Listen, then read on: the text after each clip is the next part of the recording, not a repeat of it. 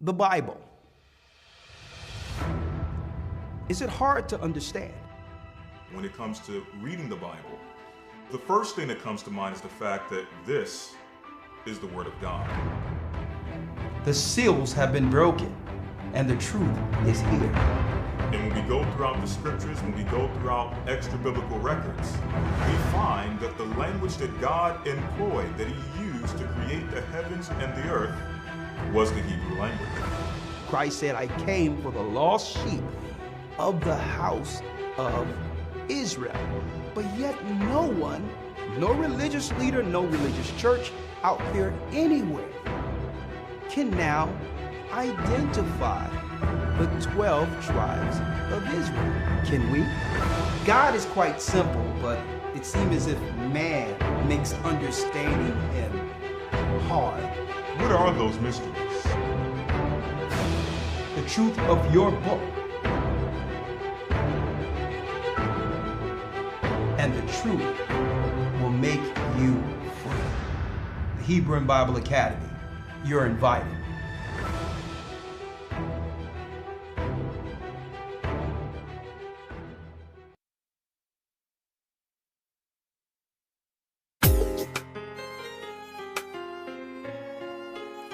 Shalom, shalom. Come on in. Come on in, brothers and sisters. Blessings. The East is where we're from. Hit the like button. How are you? The 12 tribes of Israel. In 721 BC. Shalom. The Assyrian king.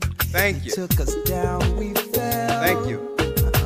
Appreciate it. With the great escape we went through the Euphrates. The Lord held the water still. Blessings. To a land where no mankind dwelt, we went. The 12 tribes of Israel. That's who we be. Manasseh, the Cubans, Ephraim from Puerto Rico, and Valley from the Isles of Hawaii.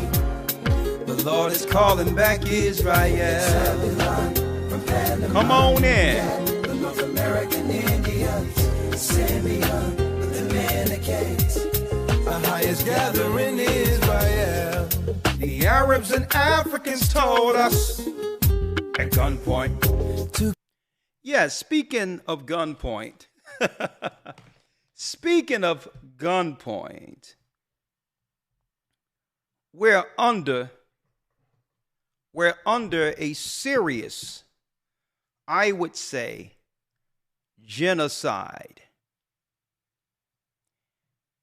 A serious genocide. Not like the genocides that most would understand when it comes to outright carnage, blood war, right? They've found new ways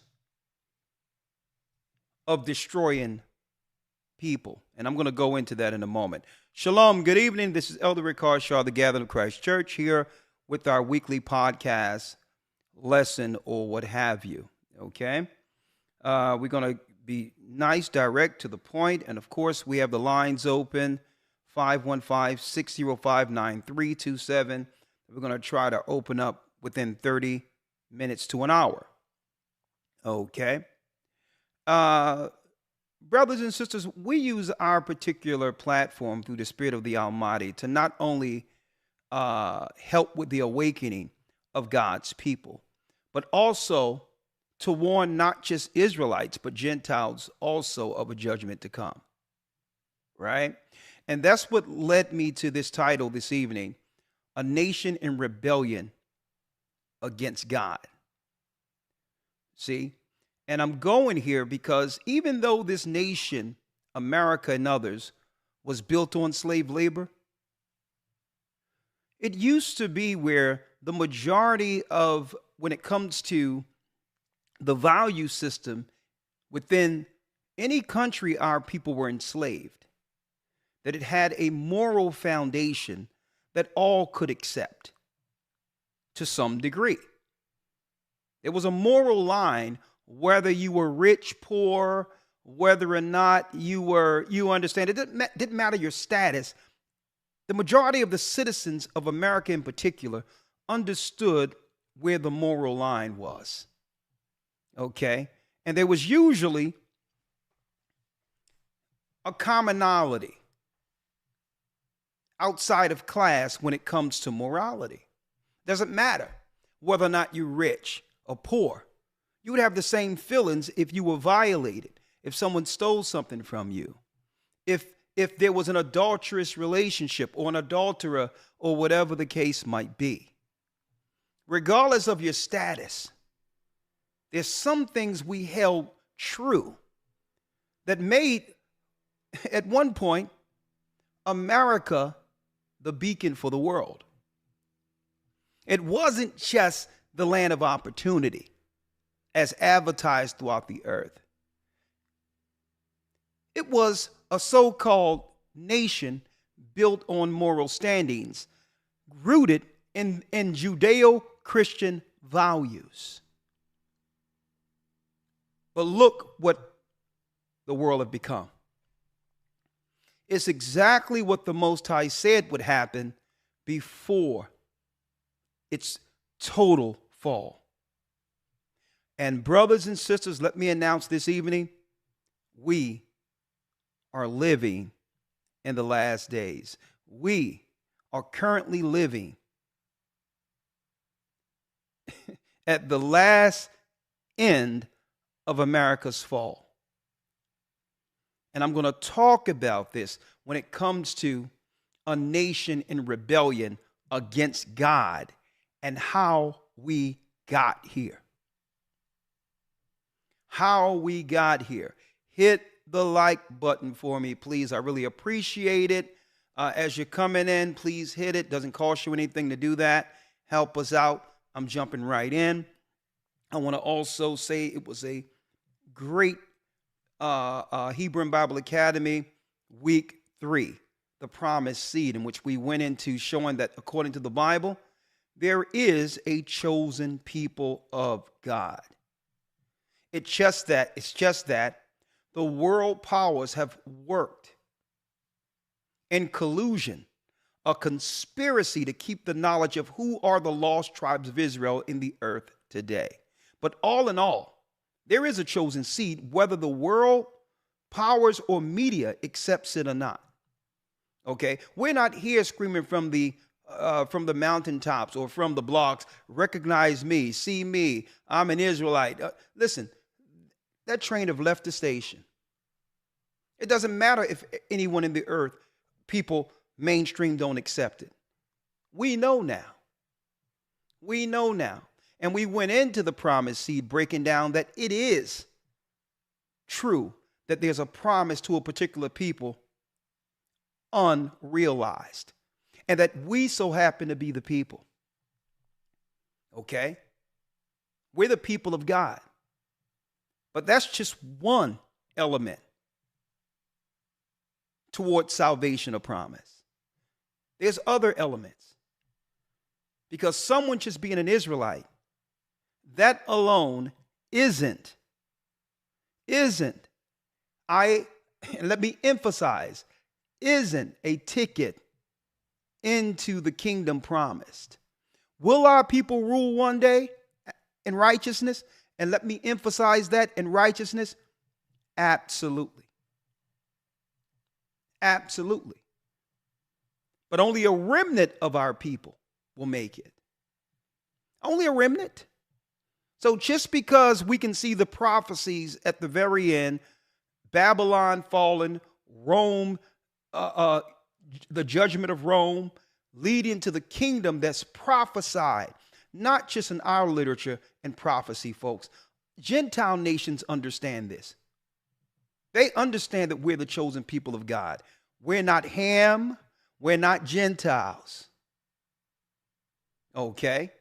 And this is why we've suffered under the earth, because throughout the earth, because the Most High gave it to us to hold the moral line as an example for the world. And we as a people dropped the ball. We were the moral beacon.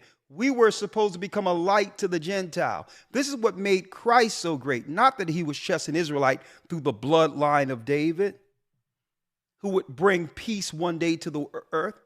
He showed the example of morality before the world so that all people could understand the path, the road towards righteousness.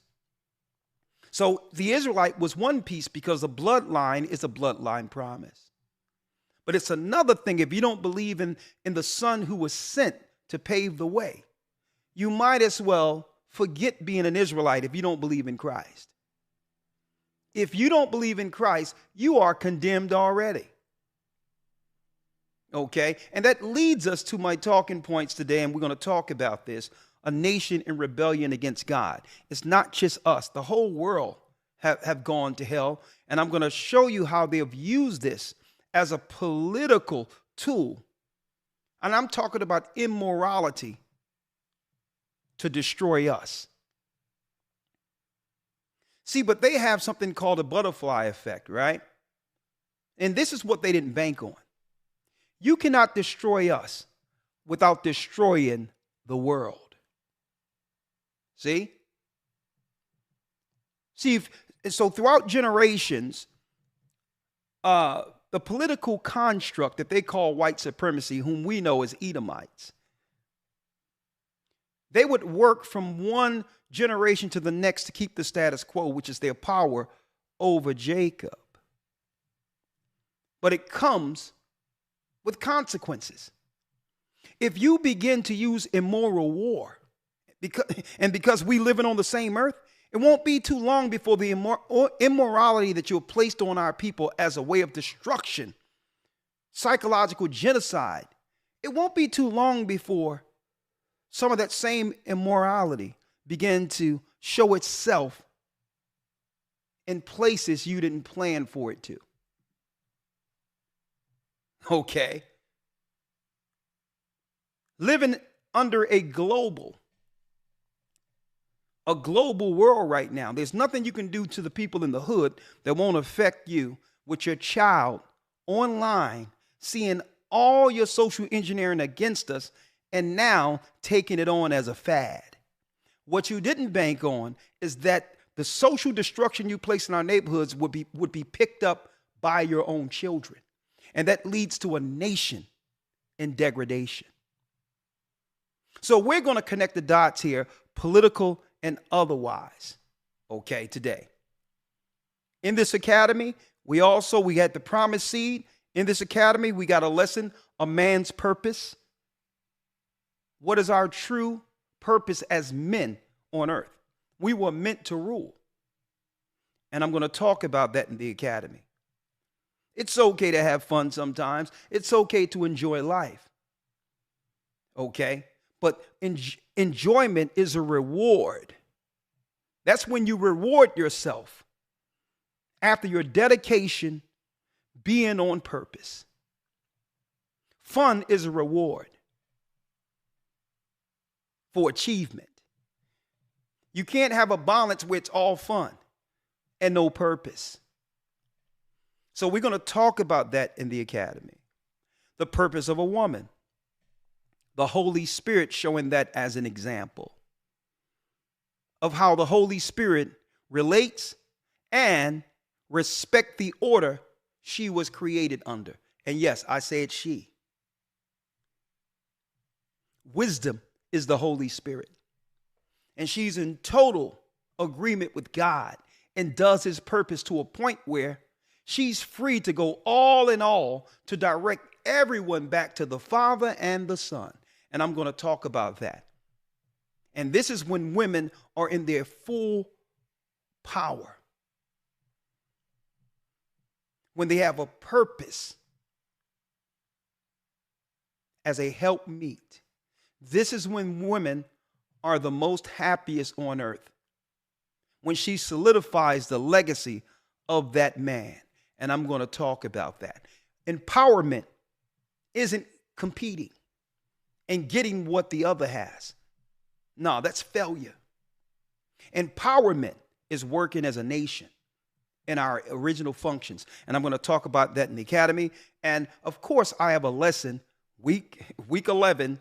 Well, I may do this week 8 or 9. I'm still working it out. The judgment for rebellion. And speaking of rebellion and going back to the chosen seed real quick, the chosen seed.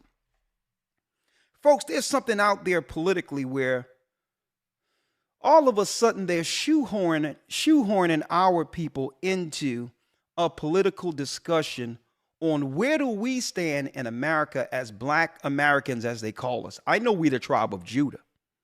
If you're Haitian, you're from the tribe of Levi. And if you are West Indian, or what they would call Jamaican, you are from Benjamin, the warriors. I know history didn't tell us this, but the liars are behind the history. But yet I digress. What I want to talk about here is that they're trying to hear what side should we take, on the side of the Israelis or the side of Hamas. It's like they're seeking to pull us in to an opinion to take a side on one side or the other. And I'm like, what is this? A war we didn't create. A war that America and the Western world has financed over taking care of our people. And I'm confused. I'm confused. How can we take a side when we're suffering more than what Hamas or any other nation can do to one another right here in Babylon? And I'm going to prove that. So you tell me that there's some big political war we need to take sides with, right? But if I look at both of the characters that's in the war, listen, it's their fight. Let them duke it out. I can tell you where it's going to fall according to God. That's my position. Let them duke it out. Because why? There's Jewish people over here who have good relation with our people when it comes to business and all that. And we correspond and do business with you in America. DJ Khaled, he's a Palestinian. Seems like y'all don't have no problem giving him a deal over here, using our music, him really having no talent, to have him in position to get finances where our people who created the genre is suffering. So it seems as if y'all don't have no issue with DJ Khaled over here. Why should we take sides when Palestinians come into our neighborhoods, gas stations, they get loans as Black and brown people, they get all of the perks and benefits that our people have been voting for and crying for. And they treat us no different than any other nation who have taken advantage of us. Okay? So my side is with Israel. What Israel?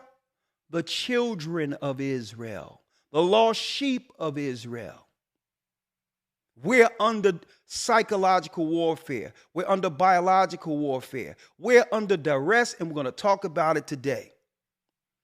And because this world is in rebellion and won't tell the truth on anything, now the Most High will have the world powers and those in position to eventually reap what they've sown in the earth against God's people.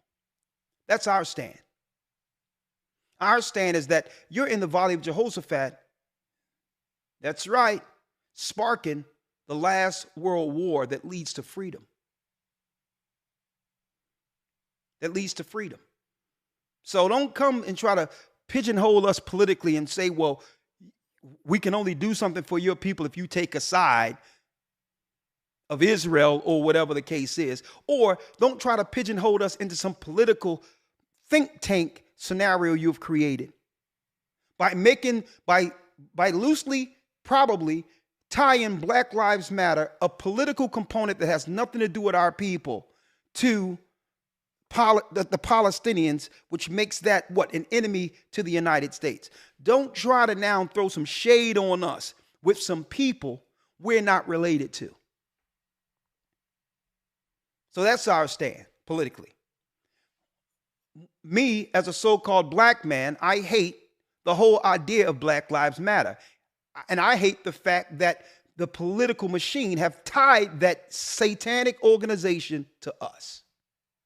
That's my stand. So you can quote what Black Lives Matter say all you want. Black Lives Matter doesn't represent our people. Okay? We've suffered under the politics of that quasi-evil, wicked organization that has nothing to do with us. But I digress. You're doing a great job. We're about 300 likes down. If you haven't already, hit the like button. Let's jump in. If you're interested in the Hebrew and Bible Academy, go to historytimes.org. Go to historytimes.org and enroll. We'll give you all the news, all the Hebrew you've missed, only 3 weeks, and get you in week 4. This week, we're going into Esau and Ishmael together in one lesson. Who is Edom will be the lesson, but we have to bring in the Arabs, the Ishmaelites.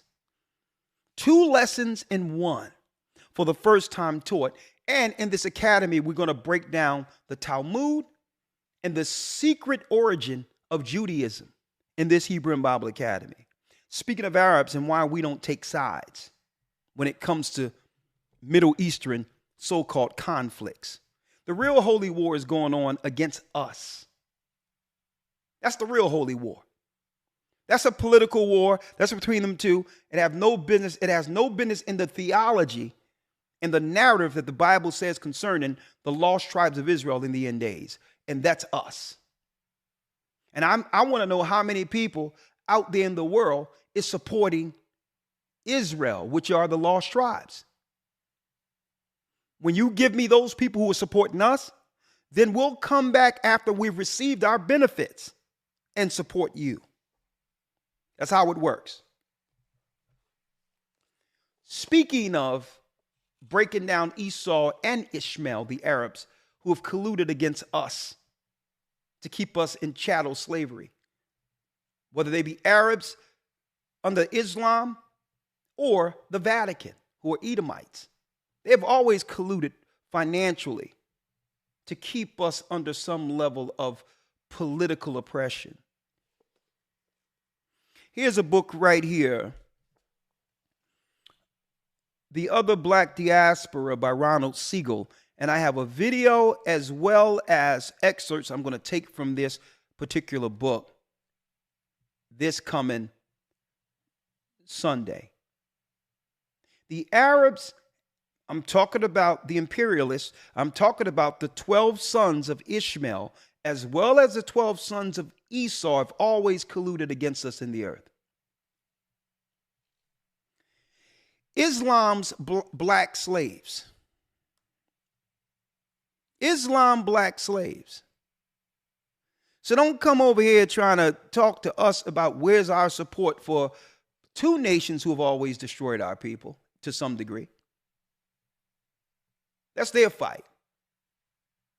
Okay. Now, speaking of political, we're going to go into this coming Sunday. Go to historytimes.org. We're going to go into it. We're going to lay it all out. And we're going to have our two political nemesis, according to the Bible, revealed and exposed according to God. According to the word, they are in collusion against the 12 tribes, and they've become filthy rich, operating on either side against us. Okay? And we're going to talk about that. All right? Now, going into a nation in rebellion against God. Right? Going into a nation against God. Elder Lawyer, if you will. Let's get Babylon the Great, Elder Lawyer. Babylon the Great, if you will. Right? Hold on. Yes, sir. Hold on. Hold on. Get the Bible. Babylon the Great. 1 second. And yes, we're the gathering of Christ Church. What do we believe?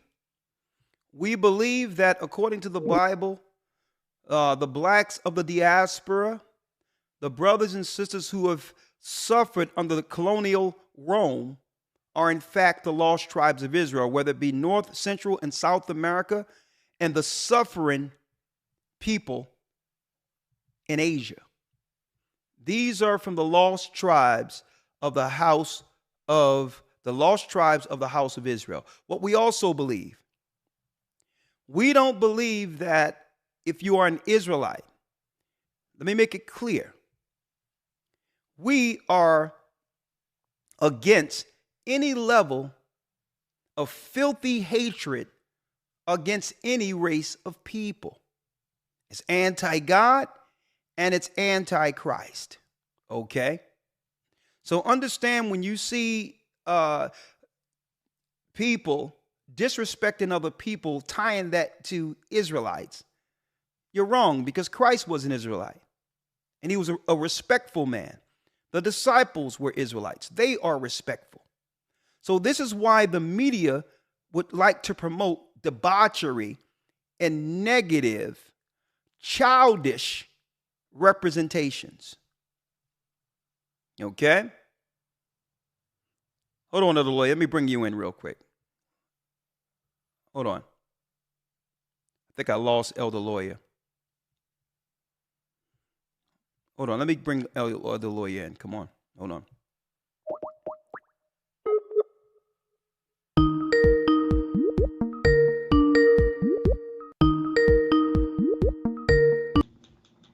Okay. All right. Shalom, sir. Okay, Shalom. I'm playing in the background. I'm sorry, Elder Lawyer. I lost you. Okay. Let me pull it up real quick. Okay. Yes, sir. I'm gonna bring you in. I have paperwork all over the place, so just bear with me. I really want to lay this out so that brothers and sisters can understand exactly where we are in prophecy today when it comes to the rebellion and the judgment that will come from it, right? Let me pull you in here 1 second. Great, fantastic. How you doing, Elder Lawyer, today? I'm doing well, sir. How about yourself? I'm blessed. Thanks for joining us today. Thank you for your presence. Sir. Yes, sir. Thanks for having me. That's a nice shirt, one of the Hebrew Bible Academy shirts. Very nice. And, of course, I got a little black one here today, Hebrew Bible Academy here. All right. Okay, Elder Lawyer, real quick, right? Let's go to, if you may,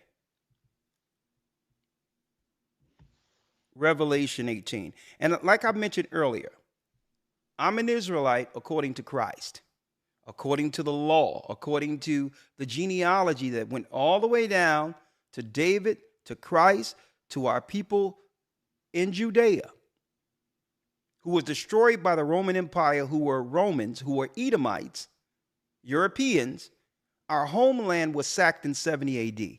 We are the real deal. We're the children of Israel. Now, one thing about Israelites, some people get a negative connotation out there because they think that all Israelites believe that white people and this people, everyone is bad. That's a childish way of viewing anything. All due respect to them, we don't operate like that.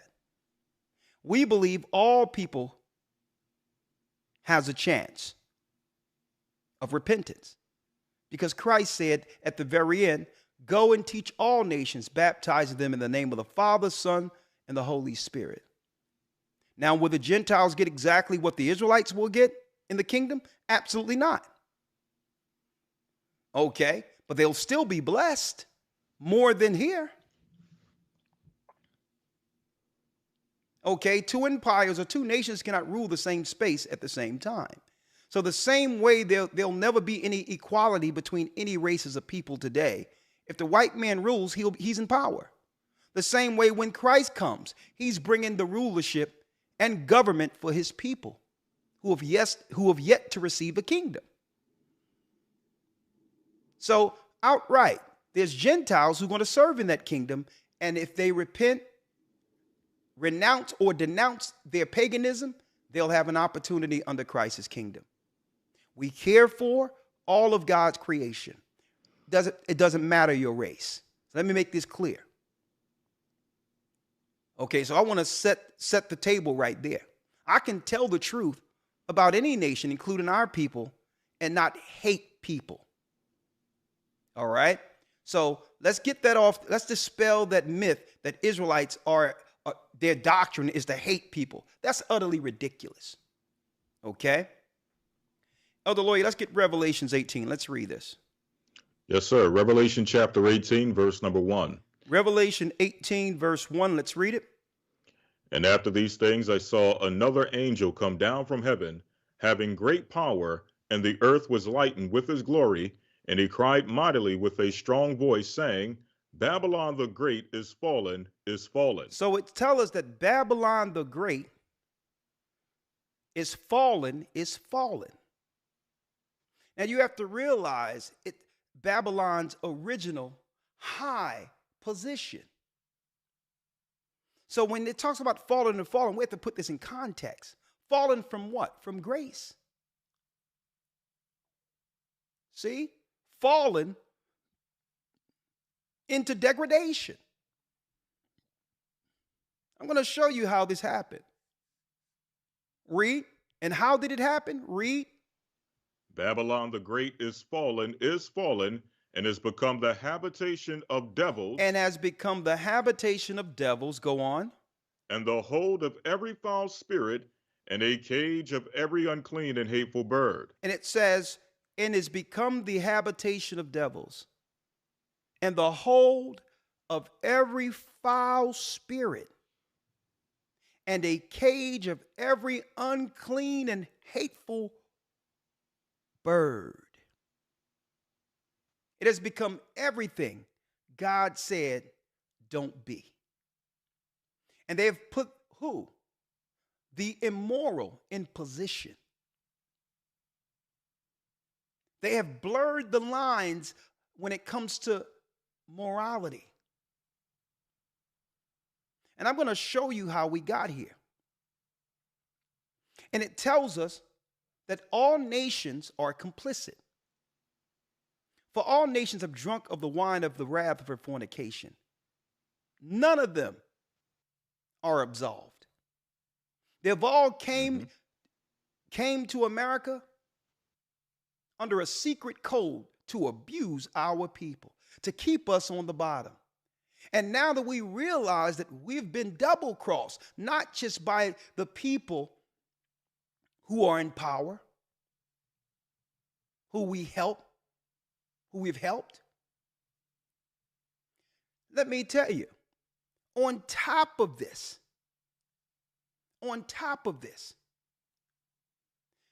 there was people here who attached themselves to our civil rights movement that we stomped for, only to align themselves with our enemies and others to come in. Now that we realize we've been double-crossed, now they're coming in all together for the kill.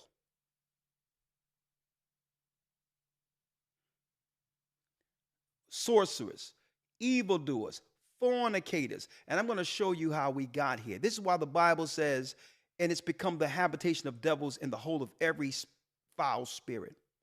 For all nations have drunk of the wine of the wrath of her fornication. All nations are complicit, including the elite of our people, who have taken the bribe, thinking that the evildoers will spare them for betraying us. We're going to roll this out today. We are going to roll this out. How do we get here? The degradation. A nation in rebellion against God. Well, let's talk about it. Let's talk about it. Here's a white paper by a man, Thomas Herker. He so happened to be a Jewish man, or whatever the case is, okay? But I'm not here to go into his persuasion more so than some of his philosophical views, okay? Thomas Herker, currently a political philosopher at the University of Toronto. Also, he have a BA from Harvard and other areas. He's a known advisor when it comes to politics, whether it be through media, whether it be high politicians. This man's view is widely respected. And what he talks about, see, and Christ says, in the last days that you will hear of wars and rumors of wars.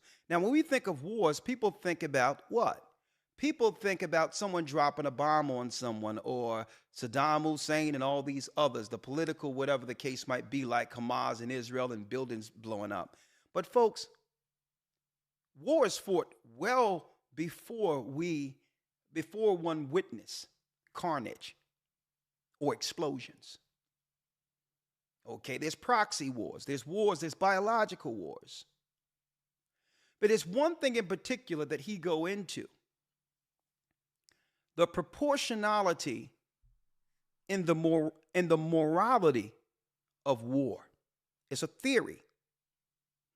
And this man have examined war on every level, an expert on war. And one thing for sure, don't forget, when people come to him for advice, insight, or whatever the case is, he gives his perspective or opinion based on whether or not the person who's attacking has the moral high ground. It must be justified. There's rules in war.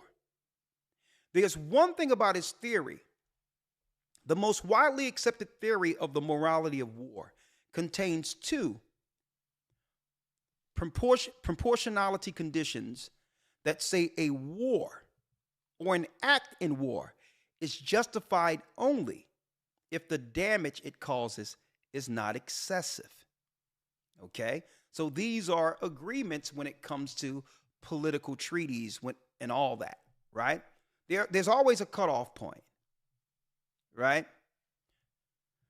These conditions have figured prominently in recent debates about the morality of particular wars, including the Gulf, Kosovo, and Iraq wars. But commentators often say the conditions are poorly understood. So it is unclear exactly what they do and do not forbid. In this article, I will try to clarify the idea of proportionality in war, or explain what makes damage in war excessive. Right? Now, let me go down here to my point before I start playing my videos and all others. It's one thing. Let me go to part 1 when it says proportionality conditions. Right? Just war theory. That means your war or your declaration of war is justified. Just war theory lays down a series of conditions that a war must satisfy to be morally justified. And our people in particular, you need to hear this and not think of the war we see in the Middle East. Think about it, whether it be psychological warfare or even biological warfare. If they can frame your image immoral, it justifies their declaration of war against you. And he talks about this. It's about soiling the image of my enemy, which gives me the moral high ground to attack them. Okay? And through this, the attack becomes justified. These people will have no defense because the majority of the world would say they were a problem anyway. they were a problem we've all stayed silent about too long. So if they die off, the world is better for it. Now listen clearly. If it violates any of the conditions, it is wrong. Although how wrong, it depends on how many conditions it violates, how important they are, and how seriously it violates them. Right? Now, it talks about a moral line that justifies someone to have the moral high ground to do what? That's right, to declare war. Folks, there's a war that has been declared on us a long time ago. But the war has eventually eroded the whole country together. And that's why the replacements are here. Let me give you one example. Feminism was okay when they were able to initiate or indoctrinate our women into the ill ideology of feminism, which women first. Women first over her duty for man. Femininity worked perfectly for them when they could have a toxic scenario where now the black man is at odds with his woman and vice versa because of this new ideology. While they were able to live comfortably on the outskirts of the suburbs with a what? Living still under a traditional man-first model. So they thought eventually, okay, they'll kill themselves off. No family, no nation. And let me sprinkle some crack in on that too. Right? Let me sprinkle some crack on it. So they thought that what they were doing against the children of Israel was isolated to a degree it wouldn't affect them. But what happens? You reap what you sow. What you plant comes back. So what happens? So this is what happens as an example. And I followed this trend, and I followed this, and I have charts and everything tonight, and I'm not going to be too wordy. I'm going to get straight to it. So what happens was, let's just talk about men of status. Well, the men of status, listen to me clearly, the men of status have a low, have really a low threshold for foolishness or non-appreciation. I'm talking about men of status. So the men of status within our community in general began to say, you know what? Men of status in particular. I'm not talking about all men. I'm giving an example politically of where we are today. Just a view here. Said, listen, you can create the women who are disagreeable, but we're not going to deal with them. We'll deal with the women within our community who are agreeable. Right? Now, even though these may be, a smaller pool, they still exist. But then when there was not enough, because you're causing toxicity and family courts and all these others that's going on amongst us, when a man have status, he start looking in other places for traditional women because he's not dealing with what? He's not dealing with resistance. He doesn't have to. So what happens there? The feminism no longer affects the people who you aimed it towards. It's going to affect you. Because the men of high status, your women, your daughters are going to try to go after these men. And when your daughters go after these men, they're going to begin to bring forth black Israelite children. Right? And then what happens?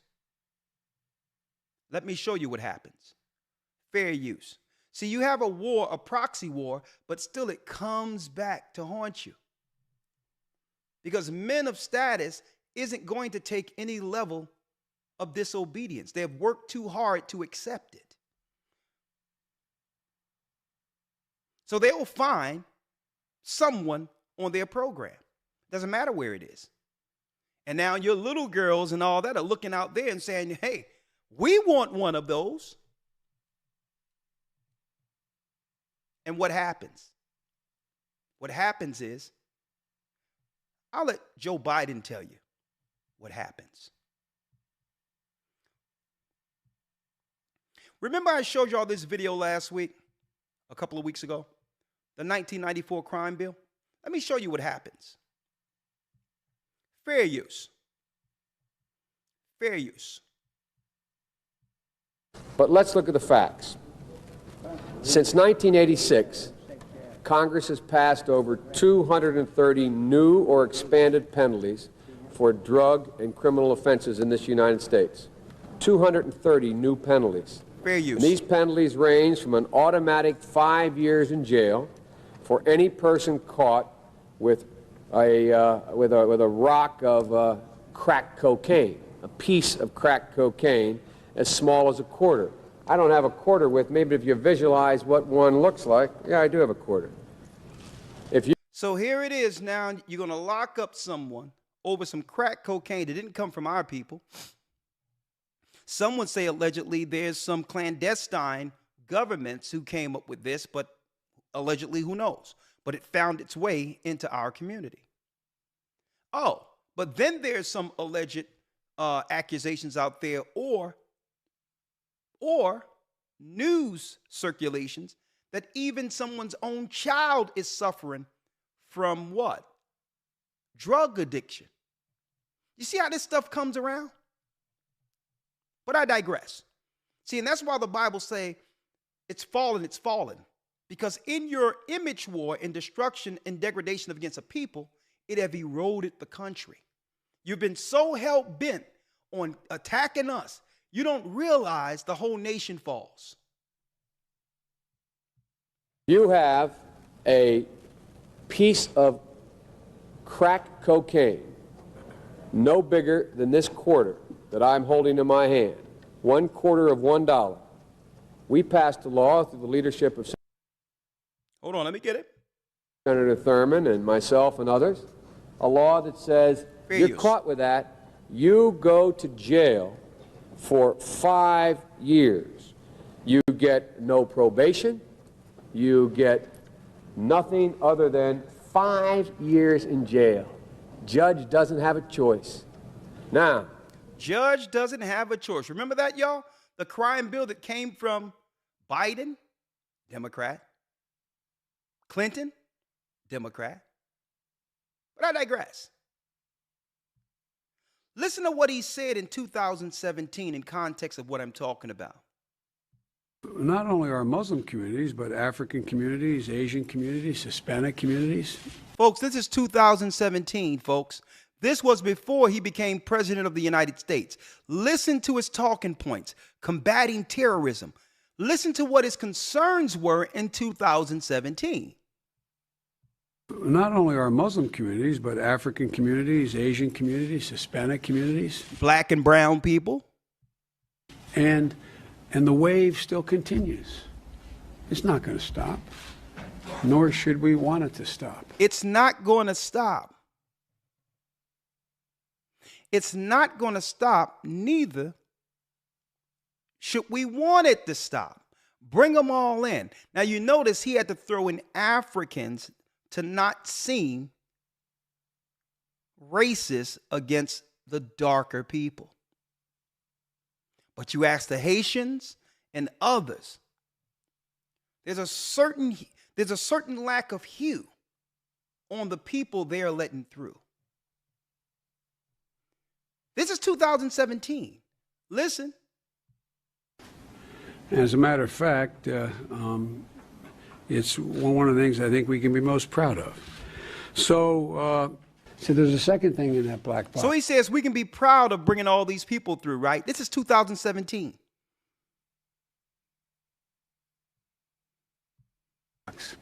An unrelenting stream of immigration.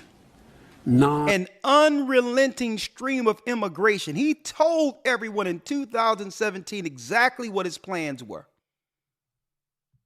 Non-stop. Non-stop. Non-stop. Non-stop.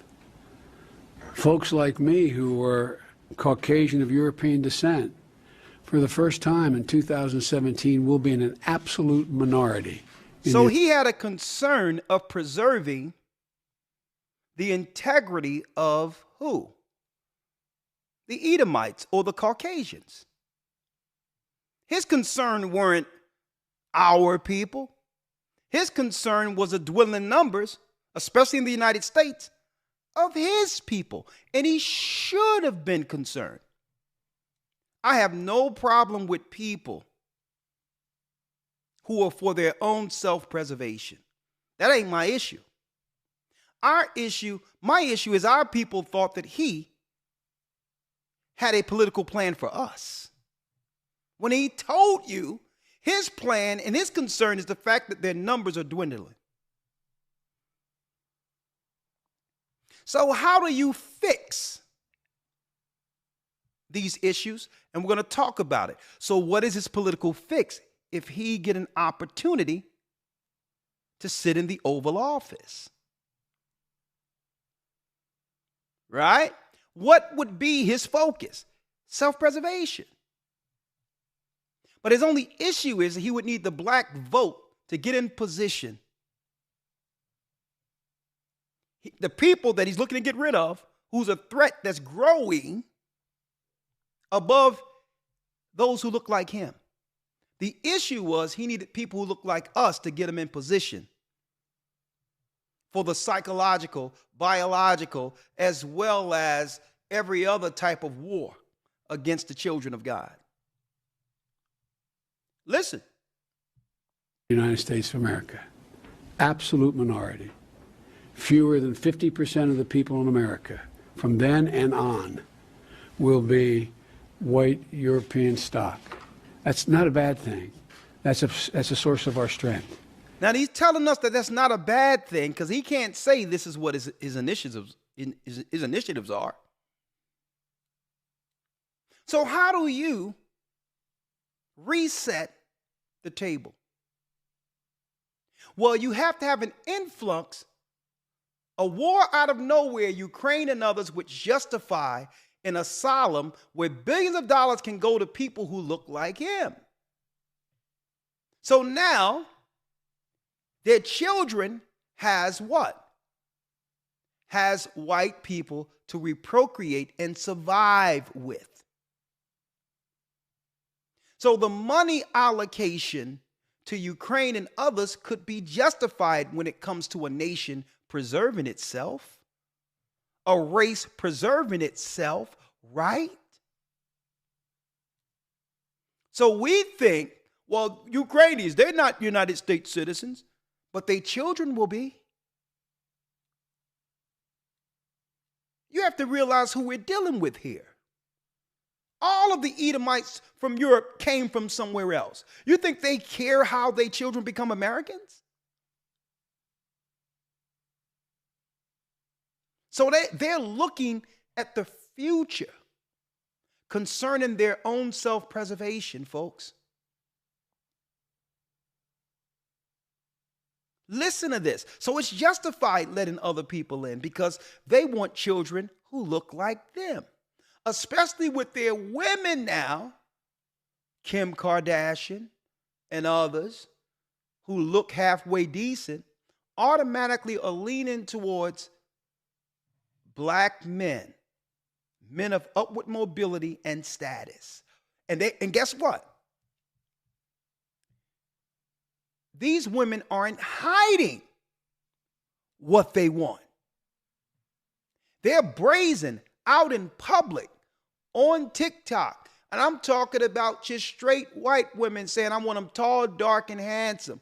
They're out there in Florida walking down the street, just out of nowhere in college. Might get in front of them. Oh, yeah, I like black men. And you think the power structure, these men aren't seething when it comes to what their daughters are doing to the extinction of our own people? You think they're not watching?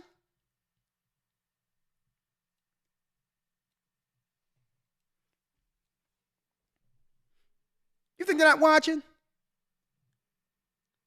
So look at this. I want to show y'all something now. So now he gets in office.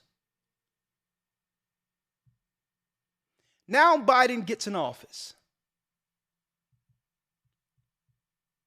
Everybody, welcome back to the Jordan for racial demographics of the country. But this is what they're trying to do. I'm going to. We ready to go? Hello. On Tuesday, Joe Biden and Kamala Harris held a private Zoom call with a small group of civil rights leaders from across the country. This is a completely closed call, so just wanted to remind you of that. There's no recording. Clearly, somebody did record, and now I have a copy of it. Now, this was Biden meeting with the Black Caucus and told people in this particular meeting with the president not to record this. This wasn't supposed to go public. This was just for him and his lackeys. And look how he speaks to them when he believed no one is listening. If you want to hear how he talks to them, and I'm talking about the lackeys who's willing to sell us out, listen to this. And now you're listening to it. Present for the Zoom was Derek Johnson, president of the NAACP, Vanita Gupta, a former ACLU attorney who was Obama's Civil Rights Division head, the Reverend Al Sharpton, Sherilyn Ifill, Melanie Campbell, who was the president of the National Coalition on Black Civic Participation, and soon-to-be former Congressman Cedric Richmond, who Biden has named an assistant to the president. In many ways, it was a Zoom call like any other. Can't hear you, Cedric. You're on mute. It also included a few Biden-esque boasts. I'm the first person, black or white, who called attention to the fact that you were finding that there was the rate of people who were African Americans who are dying was 3 times that of white people. I don't carry around a stamp on my head saying progressive and I'm AOC, but I have more of a record of getting things done in the United States Congress than anybody you know. Anybody you know. Oh, yeah, he sure get it done all right. Ask any black man. Some Biden cringe. By 2040, now listen, this country is going. Now he said by 20. Now he's saying by 2040. Now once he's in position. Now this was before, brothers and sisters, the pandemic. This was before the pandemic. Okay, and don't forget, when the pandemic did happen, the first bill was a COVID bill, but what was attached to that was the Asian hate crime, claiming that black people were attacking Asian people, and they had it in the bill for COVID. Subsequent, listen to this, and they did this subsequent to George Floyd right before the election. Going to be minority white European. You hear me? I'm gonna let you hear. Record of getting things done in the United States Congress than anybody you know. Anybody you know. Some Biden cringe. By 2040, this country is going to be minority white European. You hear me? Minority white European. And you guys are going to have to start working more with Hispanics, who make up a larger portion of. Listen, you see how he's talking down on them? This is what y'all going to have to do. Y'all going to have to start working with Hispanics, or we'll throw you off the ship and replace you too. And this is why you see all of these these front people over these so-called minority cities allowing a lot of asylum seekers in, because he told them in a private meeting, in which he thought wasn't getting recorded, folks. He told them this is what they're going to be doing.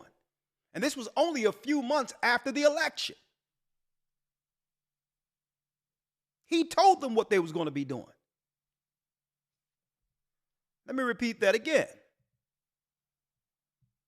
2040, this country is going to be minority white European. You hear me? Minority white European. And you guys are going to have to start working. How did he know that? How did he know that the population was going to drastically change? More with Hispanics, who make up a larger portion of the population than y'all do. And so go ahead, Biden, tell them. Tell them. Okay? That's right. Tell them. I'm about to have you live in the outhouse tonight. You're going to sleep in the outhouse. Okay? You go down there and crack the whip on those niggers. Let them know to make some room. Make some room. There's some new people coming. Go crack the whip. You hear me? Minority white European. And you guys are going to have to start working more with Hispanics, who make up a larger portion of the population than y'all do. Oh, man. You see that hear that bass in his voice? Oh, Biden had a little stank on that one, boy. He came with it. His speech was totally clear on this little bit. No slurring, no nothing. Tell him, Biden. Minority white European. You hear me? Minority white European. And you guys are going to have to start working more with Hispanics, who make up a larger portion of the population than y'all do.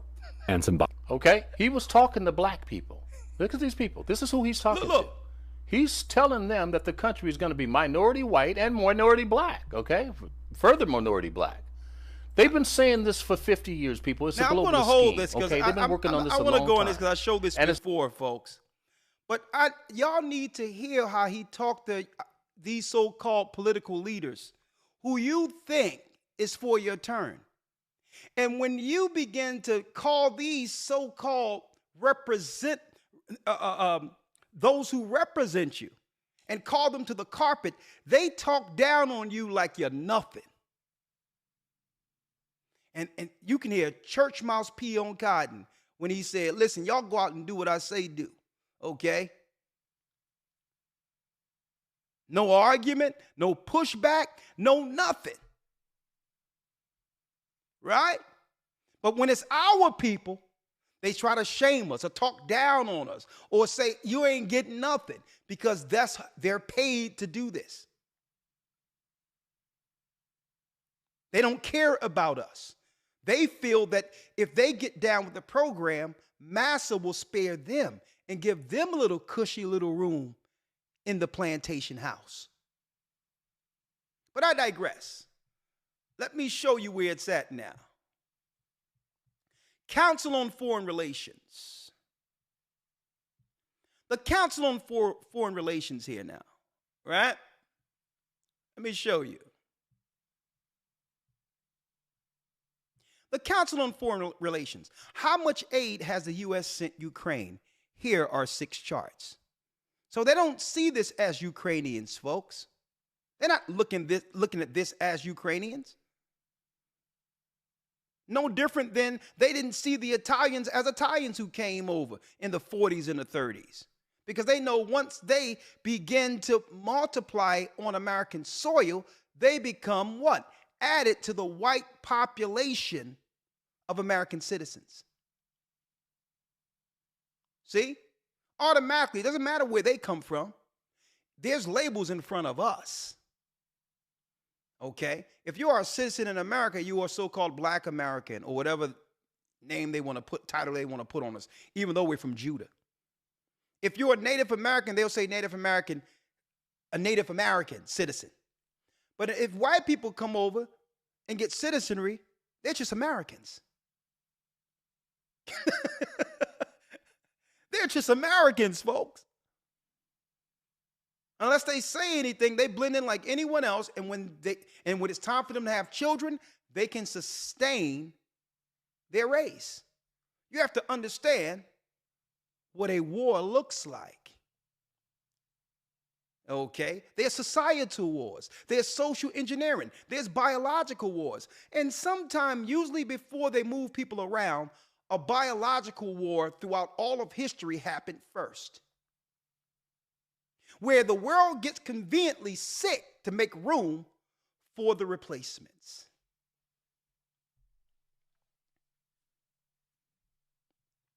The Black Plague, anyone? In Europe? The Black Plague?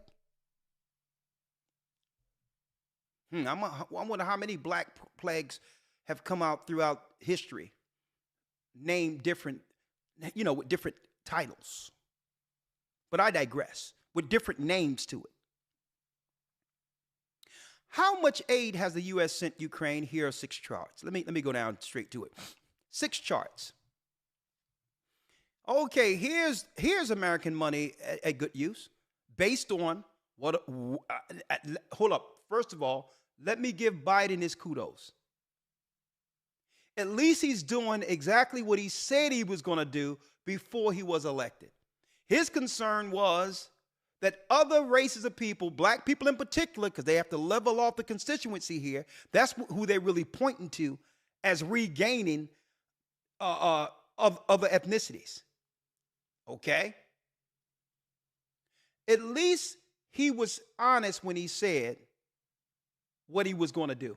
His concern was the dwindling numbers of white people by 2040. And he said he's going to do something about it. Well, let's see. Humanitarian, 5% of the money, $3.9 billion. Emergency food assistance, health care, refugee support, and other humanitarian aid. And I don't have to state alleged because this is directly from, I get the stuff, the Council on Foreign Relations. These are they who make decisions for the world. Okay? So I don't have to say alleged here. They're telling you how much money is being allocated from the Americans' pockets to sustain their own people. They don't care where they come from, because once they get on American soil and begin to get citizenry and have children, they're having American children. So this war is a necessity, obviously, based on the concerns that Biden had even before 2017. Okay? $3.9 billion humanitarian. $26.4 billion. Now check this out, our people suffering with the food prices, and $3.9 billion went to emergency food assistance. Emergency food assistance for them and other humanitarian refugee support. Financial, $26.4 billion, 34%.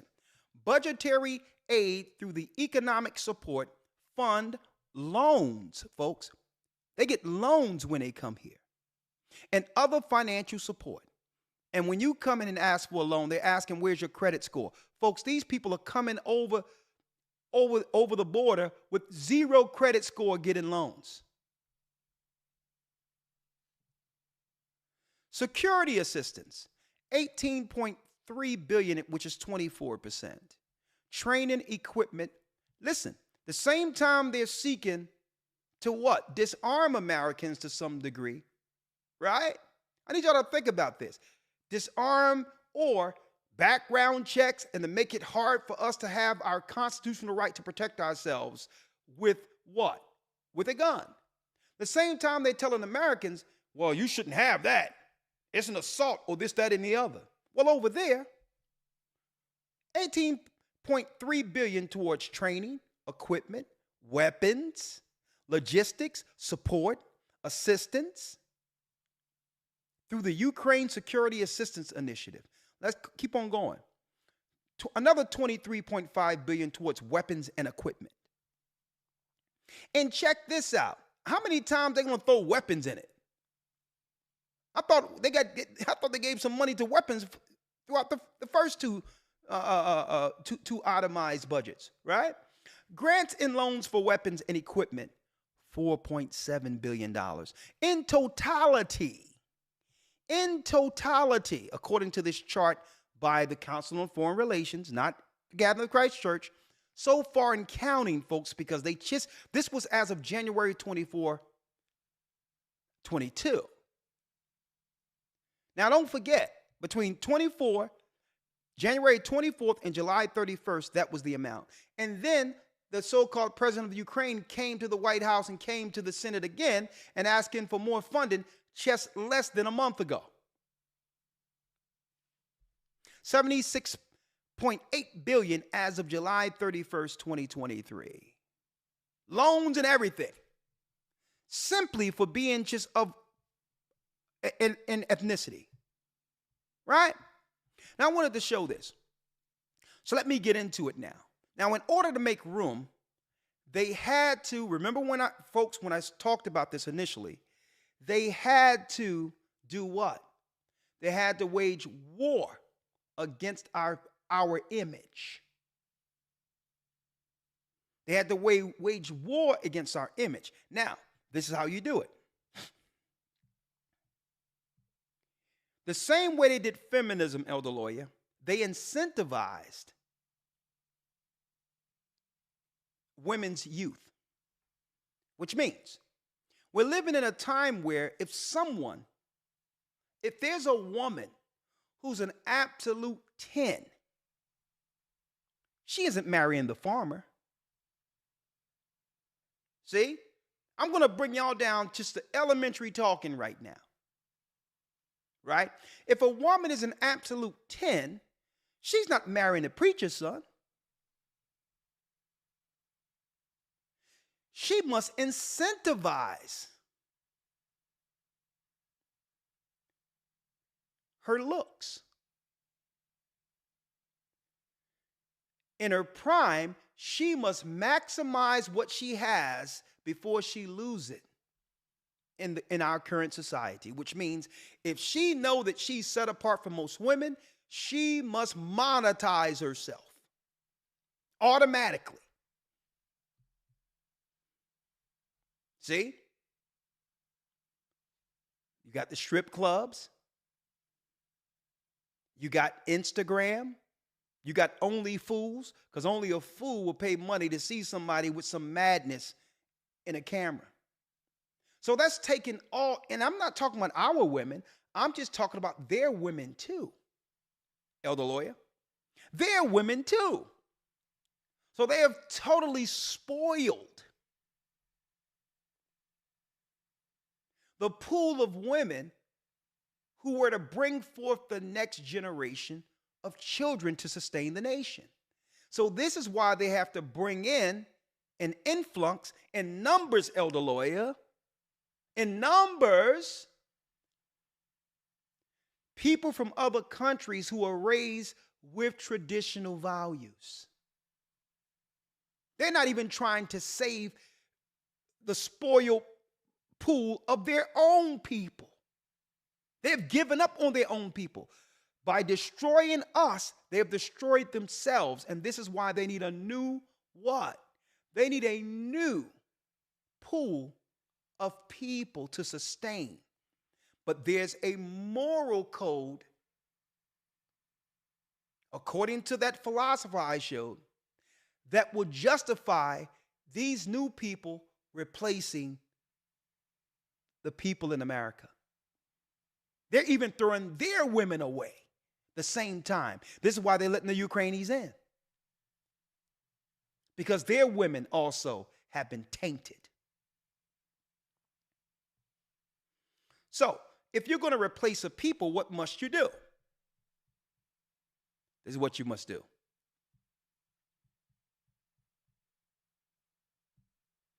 They had all eyes on Ghost, right? Power. Once they got all the eyes on power, right? Showing Ghost, drug dealer, upward mobility, operating in politics, right? And because of his outward aesthetics, right, they had everyone cheering for the bad guy who was killing his own people, drugging his own people. Right? And once they got all the eyes, Elder Lawyer, on power, they switched to P-Valley.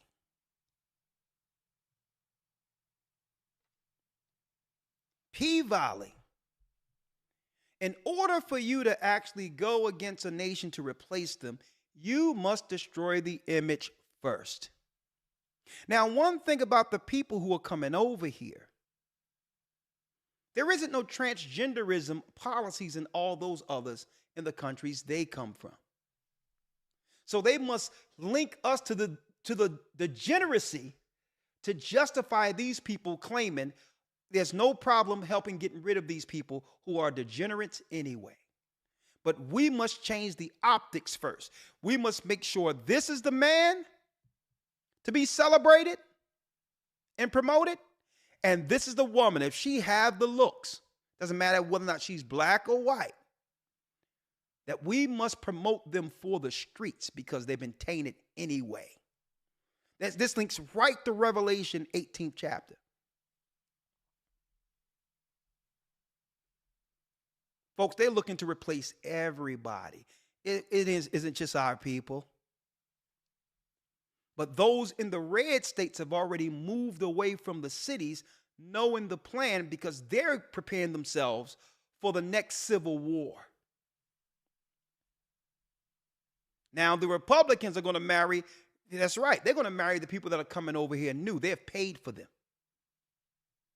They have paid for them to come over here so that they can have children, to start over and have a moral high ground to justify destroying the people in the city.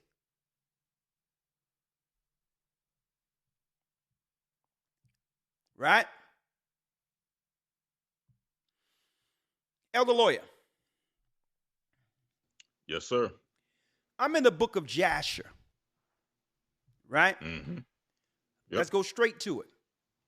Book of Jasher, the 18th chapter. Babylon the Great is fallen.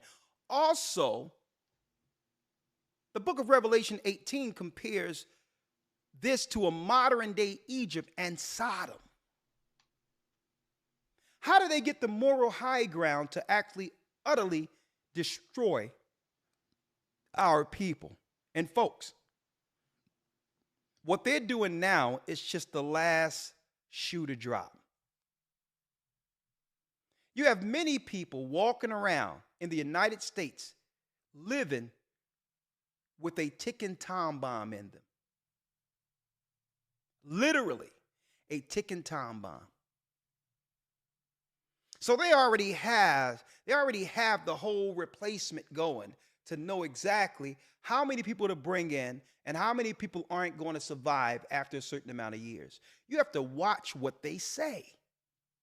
If they talk about they have a population problem and they're being phased out, know that they're going to do everything they can to survive. Wouldn't you? What you didn't expect is for them to target our families and all that who have supported the same people who's doing this to us with the legislation were the people who promised to actually help our people for the first time in this United States of America. So let's talk about how they were able, what tactics they used to attach to us. Sodom and Gomorrah. Let me show you what was going on in Sodom and Gomorrah amongst their elite groups. And this is going to tell you, folks, why a lot of these so-called boule and others who are our political representatives, why they can't say anything even if they wanted to.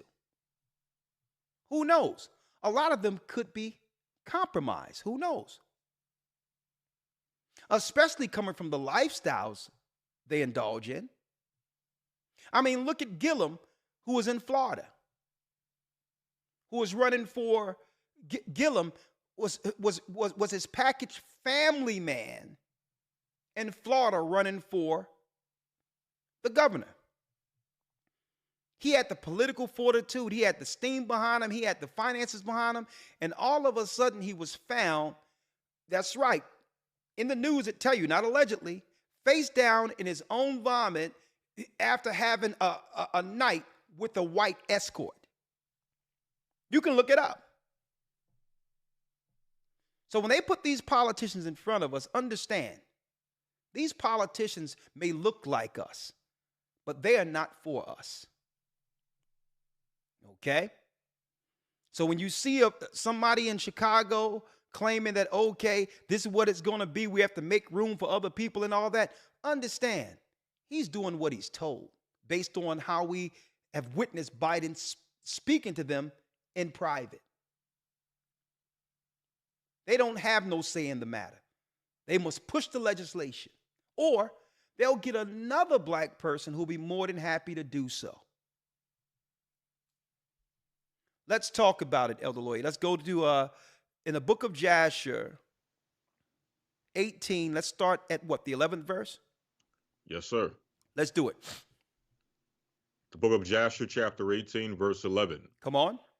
In those days, all the people of Sodom and Gomorrah and of the whole 5 cities were exceedingly wicked and sinful against the Lord. They were exceedingly wicked and sinful against God, rebelling. Read. And they provoked the Lord with their abominations, and they strengthened in aging abominably and scornfully before the Lord, and their wickedness and crimes were in those days great before the Lord. And it says their wickedness and their crimes was in those days great before the Lord. Right? And I'm going to tell you, folks, let me put this out there real quick before I break this down, folks. Let me break this down real quick, Elder Lawyer. Let me tell you, folks, when it comes to Sodom and Gomorrah and alternative and all that other stuff, it's the media and others to make people believe that it's more prevalent than it actually is in our society. Okay? Right. And for some reason, we have taken this on, that black men and all this is gay and all that. Folks, let me tell you, that's a lie. You're looking at concentrated cities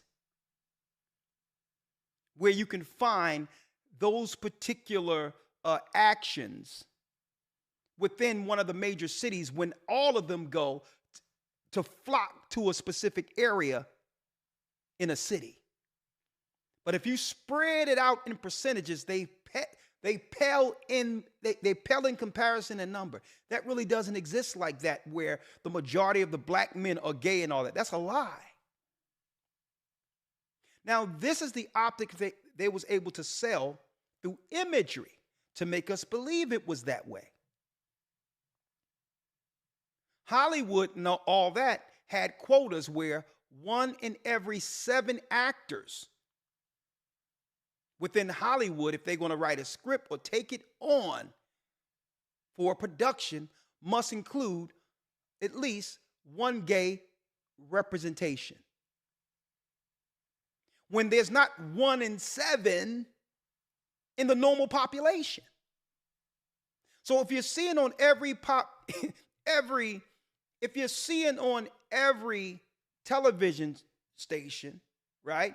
And if you're seeing this on every series and all that, and then go into concentrated cities and see it in certain areas, you start to believe it's the majority. Mm-hmm. Okay? It's less than 7%. Less than that. When you look at the numbers, and I'm talking about out of 330 million people. And I'm talking about regardless of race, ethnicity, and all of that together, not black men or black women. If you put the LGBTQ all together, 7% of all races across the board, it's still less than 7%, not including race. So how can the majority of black men be down low and all this other stuff? They're lying. Mm-hmm. And many have held to this trope. Why? Because you think what you see on TV is indicative to real life. If it was really like that, they wouldn't need to have these programs in school to allow children to start thinking about alternatives and all that. They'll already have it working. Mm-hmm. But if they can put the optics out there that it's normalized, 1 out of every 7, according to Hollywood, right? According to every radio station you see, every television program you see, the image that they've created to put out there to represent us, you'll begin to believe what you're seeing on TV and the internet is indicative of what's going on in real-time population. But that's the problem. More people are looking at their phones and their computers than going out and understanding what's going on in real time. Mm-hmm. And that has become your reality. That 1 in 7 men could be gay. It's a lie. It's a lie. So there's many reasons many would like to say, well, okay, men are either in jail and gay. No, a lot of those are tropes, folks. A lot of those are tropes. It's a small percentage of men in jail. But then it comes down to, well, okay, if they're not the jail thing and the gay thing, now we must have the real conversation to why relationships aren't happening like they used to. See? Now we have to have the real conversation. Now the excuses have been put away. But I digress. I'll talk about that. I want to discuss that in the academy. But let's go back to the book of Jasher real quick, if you will. One moment. Let me grab it. Yes, sir. When verse 12. Read it. And they had in their day a very extensive valley, about a half a day's walk. So they had a valley, a place they would go in Sodom and Gomorrah. A half a day walk, they would go to this place, right? To do what? Let's read. And in it there were fountains of water and a great deal of herbage surrounding the water. Come on. And all the people of Sodom and Gomorrah went there 4 times in the year with their wives and children and all belonging to them, and they rejoiced there with their timbrels and dances. So every season, usually around their so-called change of seasons, they would go to this festival out near the water during Sodom and Gomorrah, the change of seasons. Folks, you're going to find out these are celebrations or actions amongst elite circles. And what would they do leaving their homes? What would they do? Folks, this is, believe it or not, the origin of festival. The origin of festival, where even the Catholics will allow what? Even the pious or the honorable amongst their people to get sin out of their system at a certain time of year, only to go back to their normal lives as if it didn't happen. It was a way of releasing the sin so that it don't follow you, so that you're not living by the temptation. And this is why, that's right, the Roman Catholic Church had absolving of sins. Get it out of your system. The Pope would just say it's okay. Right? Let's read it. Yes, sir. Verse 14. And in the time of rejoicing, they would all rise and lay hold of their neighbors' wives. It says they would all rise at these festivals 4 times a year and hold of their neighbors' wives, wife swapping. It's nothing for people to be out here saying publicly without shame, oh, we have an open relationship. And I'm not even going to go into the brother Will and Jada.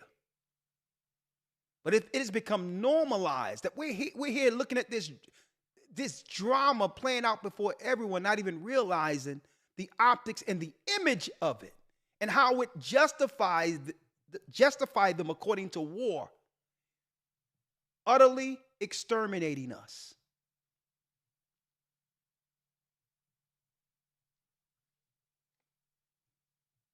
And at the time of rejoicing, they would all rise and lay hold of their neighbors' wives, wife swapping.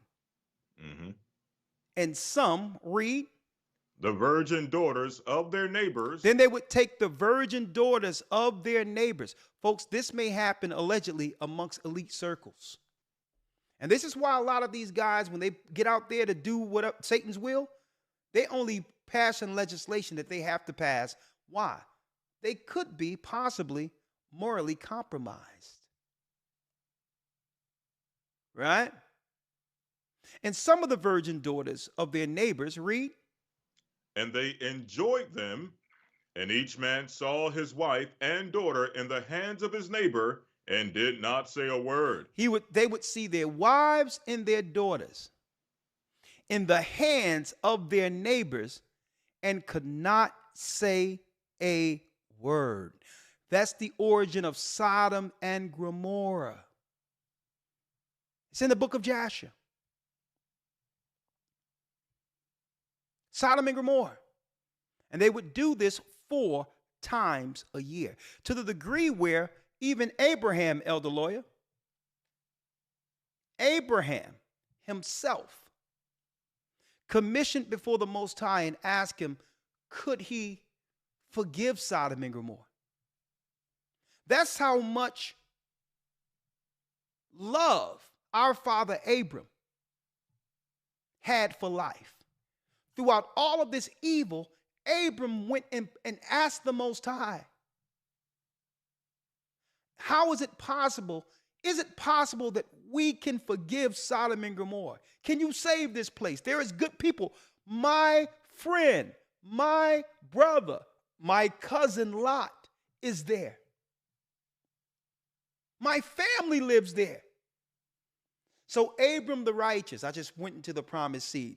Very great lesson last Sunday, a few days ago. Even Abram asked, my family is over there. Can you save Sodom and Gomorrah? Elder Lawyer, let's get that when he petitioned the Most High. Yes, sir. This is the book of Genesis, chapter 18, verse number 16. Genesis 18. Genesis 18. And let's go straight to it. Yes, sir. Verse number 16. And it says, yeah. And the men rose up from thence and looked toward Sodom, and Abraham went with them to bring them on the way. Come on. And so these men are angels here. Mm-hmm. Okay. Walking with the righteous. Mm-hmm. And the Bible coins these or identify these as the eyes of the Lord. Let's read. 17. And the Lord said, shall I hide from Abraham the thing which I do? Seeing that Abraham shall surely become a great and mighty nation, and all the nations of the earth shall be blessed in him. For I know him, that he will command his children and his household after him, and that they shall keep the way of the Lord to do justice and judgment, that the Lord may bring upon Abraham that which he hath spoken of him. Now listen how the Most High view Abram in high regard based on what? His moral standing. I can trust that Abram is going to do what? He's going to hold the line morally on earth to represent his purpose. Mm-hmm. No blurred lines here. He's going to hold the moral line. And this is what we were, folks. Even in chattel slavery, folks, outside of them conditioning us and severing a few people away from us to actually deal with their debauchery and sexual perversions. Outside of that, we were the moral, I'm going to tell you, folks, barometer of the United States. We were the moral barometer. Like our father Abraham. Read the 20th verse. Yes, sir. Verse 20. And the Lord said, because the cry of Sodom and Gomorrah is great, and because their sin is very grievous, I will go down now and see whether they have done altogether according to the cry of it, which is come unto me. And if not, I will know. Read. And the men turned their faces from thence and went toward Sodom, but Abraham stood yet before the Lord. So the angels are going into Sodom to check and see whether or not the witness that went before the heavens is exact. Because many people in Sodom and Gomorrah is crying towards the heaven. They're murdering people. They're abusing people. And I'm talking about the governors, the government of Sodom and Gomorrah. This wasn't just the people. It was the government. Let's read. Yes, sir. 23. And Abraham drew near and said, wilt thou also destroy the righteous with the wicked? So now he's what? He's praying to the Almighty and asking, Lord, will you destroy the good people with the wicked ones? Read. 24. Peradventure there be 50 righteous within the city. Wilt thou also destroy and not spare the place for 50 righteous that are therein? He says, suppose there's 50 there. Will you spare all of Sodom and Gomorrah if there's 50 that haven't been tainted by Sodom and Gomorrah's perverted ideology? Mm-hmm. Will you save a whole city for 50? 25. That be far from me to do after this manner, to slay the righteous with the wicked, and that the righteous should be as the wicked. That be far from me. Shall not the judge of the earth, should not the judge of all the earth do right? Read. And the Lord said, if I find in Sodom 50 righteous within the city, then I will spare all the place for their sakes. If there's 50 people who haven't been affected by the wickedness of Sodom, for your sake, Abram, I'll save it.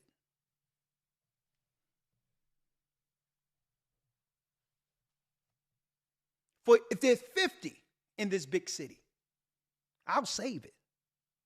And I need all of us to think about all the people we tried to tell about the truth and all that, and they're still going about their life because they know that if they come to the knowledge of the Bible, then there's things they would have to change. That's really the reason why most people reject the Bible, folks. It's not because they think it's tampered with and all that, because they know they're doing something in their conscience against the morality within the book itself. And if they don't read it, they feel that they're not what? That they're not tied to the judgment written in it. I need y'all to think about that. So these people I don't deal with the Bible. Oh, it's tampered. Oh, I don't deal with the Bible. Oh, the white man. Nah. The reason they don't deal with in the Bible, because they don't want their conscience.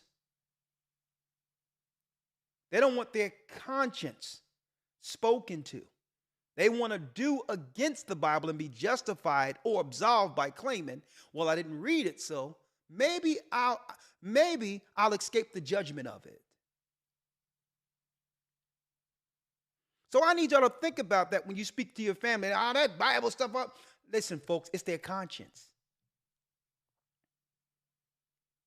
And here it is. You're like Abram.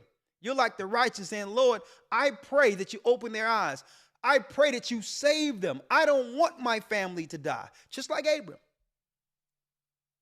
So now he petitions the Most High. He speaks to the Most High and pray to them.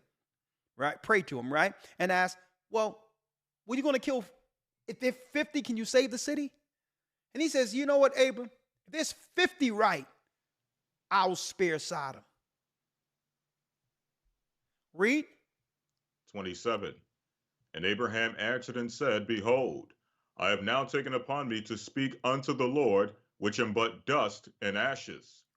Peradventure there shall lack 45 righteous. What about 45? Read. Wilt thou destroy all the city for lack of 5? And he said, if I find therein 45, I will not destroy it. Come on. And he spake unto him yet again and said, peradventure there shall be 40 found there. And he said, I will not do it for 40's sake. And he said unto him, O let not the Lord be angry, and I will speak. Peradventure there shall be 30 found there. He's going down in increments of 5, 10. What about 30? Mm-hmm. So obviously Abram had been hearing some rumblings too about some of this wickedness, especially, conversing or, spending some time with Lot in between. Like that city is going to hell, right? But go on. Finish reading, Elder Lawyer. Yes, sir. And he said, I will not do it if I find 30 there. He said, if there's 30 there, right? Right? Read. Come on. 31.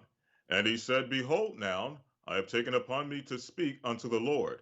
Peradventure there shall be 20 found there. He says, what? What verse you had, Elder Lawyer? That's 31. Read on.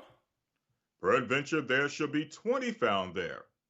And he said, I will not destroy it for 20's sake. And he said, oh, let not the Lord be angry, and I will speak yet but this once. Come on. Peradventure 10 shall be found there. And Come on. he said, I will not destroy it for 10's sake. Go ahead. And the Lord went on his way as soon as he had left communing with Abraham, and Abraham returned unto his place. And Abraham returned to his place. He says, if there's how many, Elder Lawyer? 10. If 10 people, if there's 10 that's righteous, Abram, for you, I'll spare Sodom and Gomorrah. 10. And guess what, folks? They don't want to say this. I have the documentaries.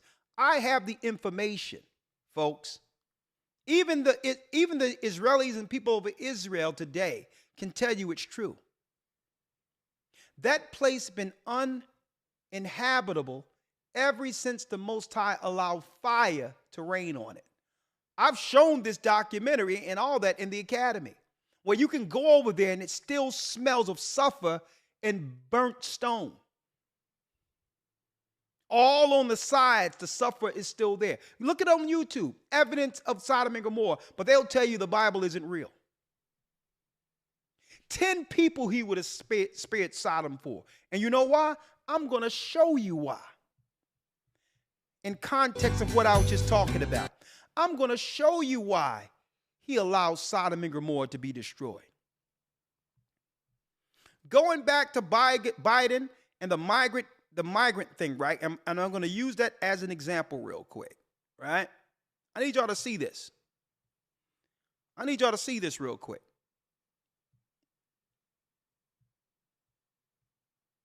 Sit up here with this crap and we're supposed to listen to it. City leaders tried explaining the decision, but the crowd did not want to hear much of what they were saying. My name is Beatriz Ponce de Leon. I'm the Deputy Mayor for Immigrant, Migrant, and Refugee Rights. And if you think it was loud inside, it was... Now, I'm going to show you in context why the Most High said, listen, if there's not 10, I'm taking the spot out. I'm taking it out. You got all of these people crying about migrants coming into the country. Right? Upset with a Democrat policy. But none of these people was standing outside to not allow the schools to open when their children were being taught in the schools alternative lifestyles. I need y'all to check it out. It's the same party. When they went into transgenderism and all this, where should the parents have been at that point? You mean to tell me this is more of a pressing issue than what they're doing to our children in school? While I'm against some of the conning that comes with so-called Dr. Umar Johnson, when he came on the scene talking about the prison, the school-to-prison pipeline and how our children were disproportionately being diagnosed with psychological issues and put on medication, where was this crowd at?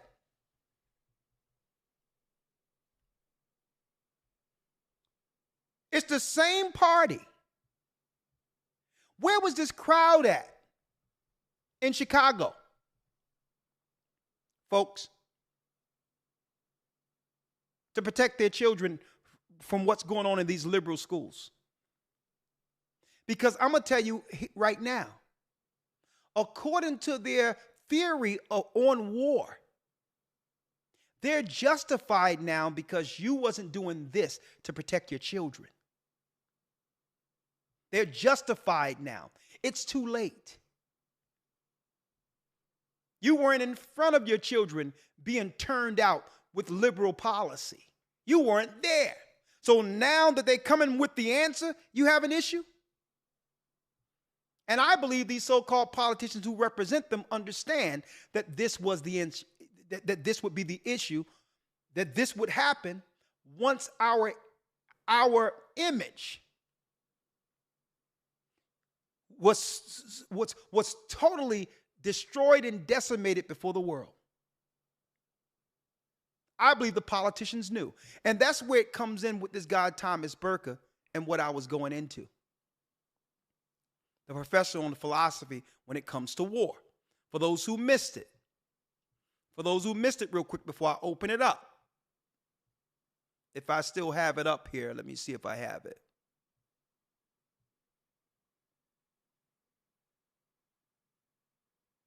I don't know if I still have the white paper. Hold on. Yeah. Right here. Right? Where he goes into political war. Okay, he has a BA from Harvard. Okay. He also teaches at the University of Toronto when it comes to wartime psychology and what give your enemy the upper ground to attack and or destroy you. It's called just war theory. The most widely accepted theory of morality of war contains two proportionality conditions that say a war on an act in war is justified only if the damage it causes is not excessive. So if you can do a soft kill on the people with a cutoff number, it's okay. See? These conditions have figured prominently in recent debates about the morality of particular wars, including the Gulf, Kosovo, Iraq, and all these others. So in a nutshell, what he's telling the presidents and all these others who come to him for advice is, you can't go to war unless you have a moral justification. The same way with Iraq. They had to come up with, now afterwards it was found to be questionable probably, but originally it was about yellow cake, bombs of mass destruction, which gave America the moral war to go, the moral high ground politically from an international view to stake war against Iraq. See? When you look at Israel, Hamas. Last week, they were showing videos before the bombings of some people from Hamas kidnapping people and all these others, which gave them what? The moral high ground to justify no one saying anything against the bombings. Well, here we are today. Here we are today. What justified them killing our people and destroying us? They have the moral high ground. They have the moral high ground to where the other nations will look at Americans and say, you should have replaced these people a long time ago. They are in rebellion against God. Do whatever you want to do with them. And a matter of fact, after you get rid of them, we'll come over there and show you what morality looks like. We're willing to replace them for you. No one have ever broken it down to you on, I'm going to tell you, from a normal optic standpoint in which you can actually understand why the Most High is allowing all this to happen. Because we are allowing our image to be totally tarnished. And now we have what? We have selective outrage. You have selective outrage. Shut up about somebody coming to do something in your city when you wasn't in front of your schools when they had what? Transgender story time for your child. This gave them the moral high ground to justify with the international body to state it's okay to replace these people. They won't get in front of the shootings in Chicago. They won't get in front of this. They won't get in front of nothing. And a matter of fact, we're going to allow them to continue to promote themselves negatively so that we can have the moral high ground justifiably in war to replace them, because we have a number problem. We have a number problem, and this is what Biden said in 2017, well before he was president of the United States, that they have a numbers problem. So now, because our image has been tarnished to the point of no return, they're not just going to replace the people in America, they're looking to replace their people too, because their good-looking women are choosing black men publicly. It was okay when it was privately, but they're mocking their men. So now they've opened up the border, opened their wallets and said, come on, Ukrainians who was raised to be tradition, come on in and have our children, because we're even going to get rid of our people too. So it's not just our people under duress, folks. It's the optics. It's sin that gives them the justification to not just come against our people, but their own. Babylon the Great is fallen, and Biden told them it was going to happen. Not only our Muslim communities, but African communities, Asian communities, Hispanic communities, and the wave still continues. This was 2017. Listen to him.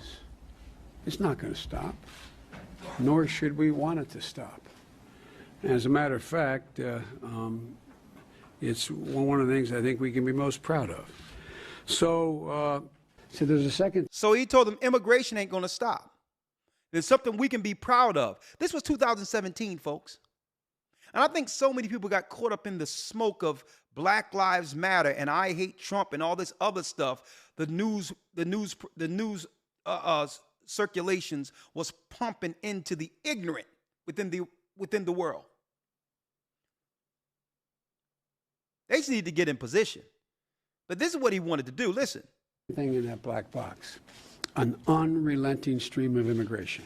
An unrelenting stream of immigration in the other black box. Non-stop. Folks like me who were Caucasian of European descent, for the first time in 2017, will be in an absolute minority in the United States of America. Absolute minority. Fewer than 50% of the people in America from then and on will be white European stock. That's not a bad thing. That's a source of our strength. And so that's the source of our strength. We will be the minority. And then he told the politicians this. Kamala Harris held a private Zoom call with a small group of civil rights leaders from across the country. This is a completely closed call, so just wanted to remind you of that. There's no recording. Clearly, somebody did record, and now I have a copy of it, and now you're listening to it. Present for the Zoom was Derek Johnson, president of the NAACP, Vanita Gupta, a former ACLU attorney who was Obama's Civil Rights Division head, the Reverend Al Sharpton, Sherilyn Ifill, Melanie Campbell, who is the president of the National Coalition on Black Civic Participation, and soon-to-be former Congressman Cedric Richmond, who Biden has named an assistant to the president. In many ways, it was a Zoom call like any other. Can't hear you, Cedric. You're on mute. It also included a few Biden-esque boasts. I'm the first person, black or white, who called attention to the fact that you were finding that there was the rate of people who were African Americans who dying was 3 times that of white people. I don't carry around a stamp on my head saying progressive and I'm AOC, but I have more of a record of getting things done in the United States Congress than anybody you know. Anybody you know. Some Biden cringe.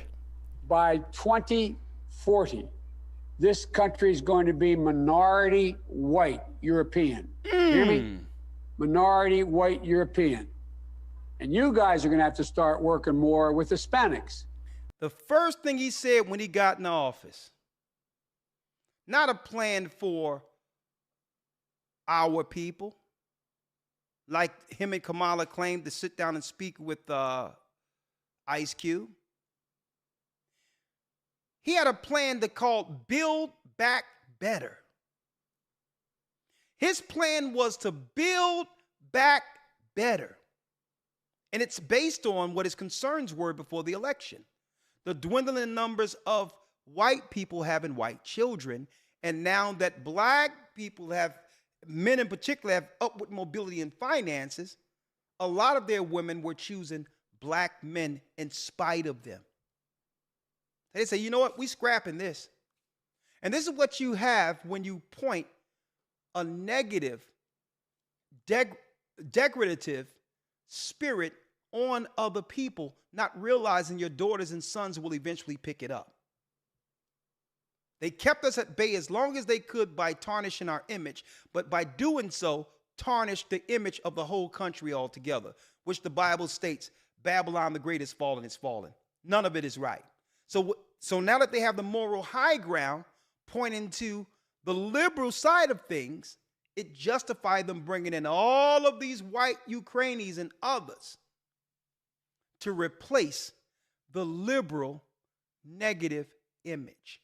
It's Bible prophecy. But guess what? It's still not going to survive. Because there will be civil war. I'm going to tell you, there will be civil war. Now, not in our immediate future, but there will be a civil war. And that will be the end of America as we know it. Right? So, let's open up the lines real quick. Rebellion. 515-605-9327. He said he was going to do it. Elder Lawyer Biden and those who control it, that's behind the Council on Foreign Relations and all that, bringing the people over. Folks, this is the answer to what the politicians that look like us was pushing. We need to stop black on black crime. We need to do this, do that. They was talking all the talking points to give us a negative view before the world to justify us getting sick and to justify them replacing us altogether. Here we go. Now, Elder Lawyer, here's another place that I think they're going with this eventually.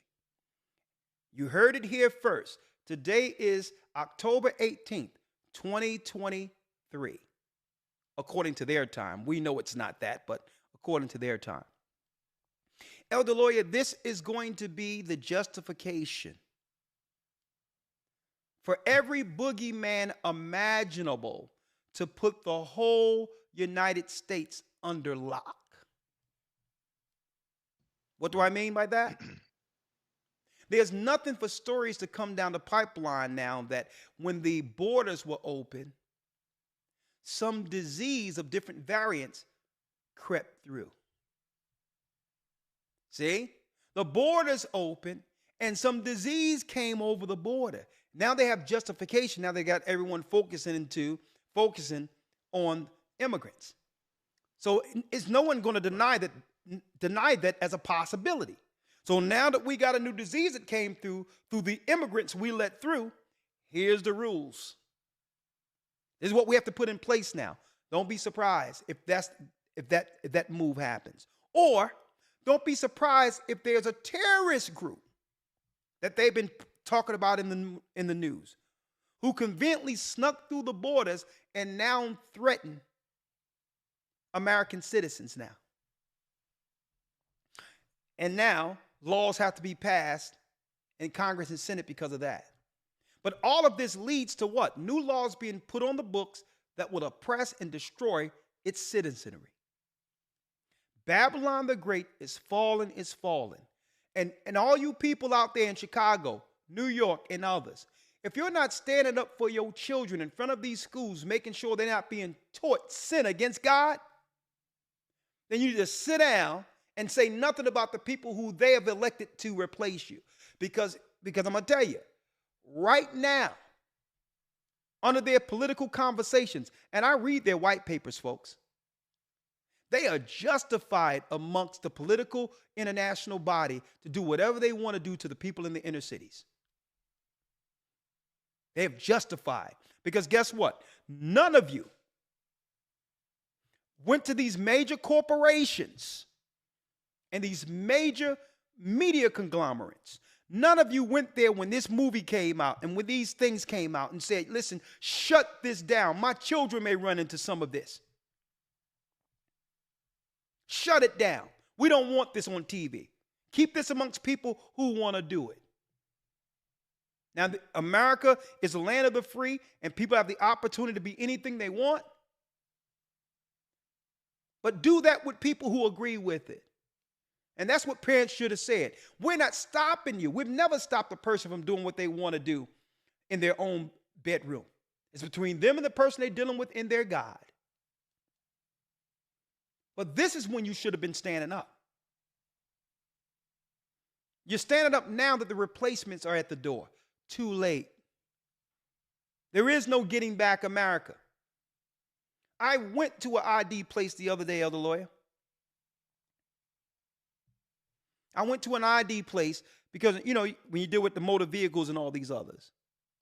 Folks, I'm going to tell you, Eastern Europeans, there was a whole family of Asians who couldn't even speak English. Came from the side and got their identification, a whole family together. I've never seen nothing like this. Usually, you know, you don't go down with the whole family to get ID. That's how I know they just came off of the plane. You know, let me go update my identification, whatever the case is. And then your sister may go, your cousin may go, your son may go ever so often.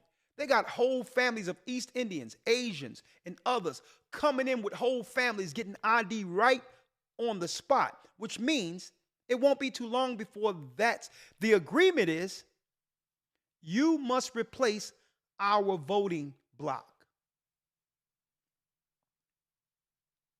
If we're going to replace you, then we're going to give you the right to vote. And folks, this is how you politically remove a people from relevance.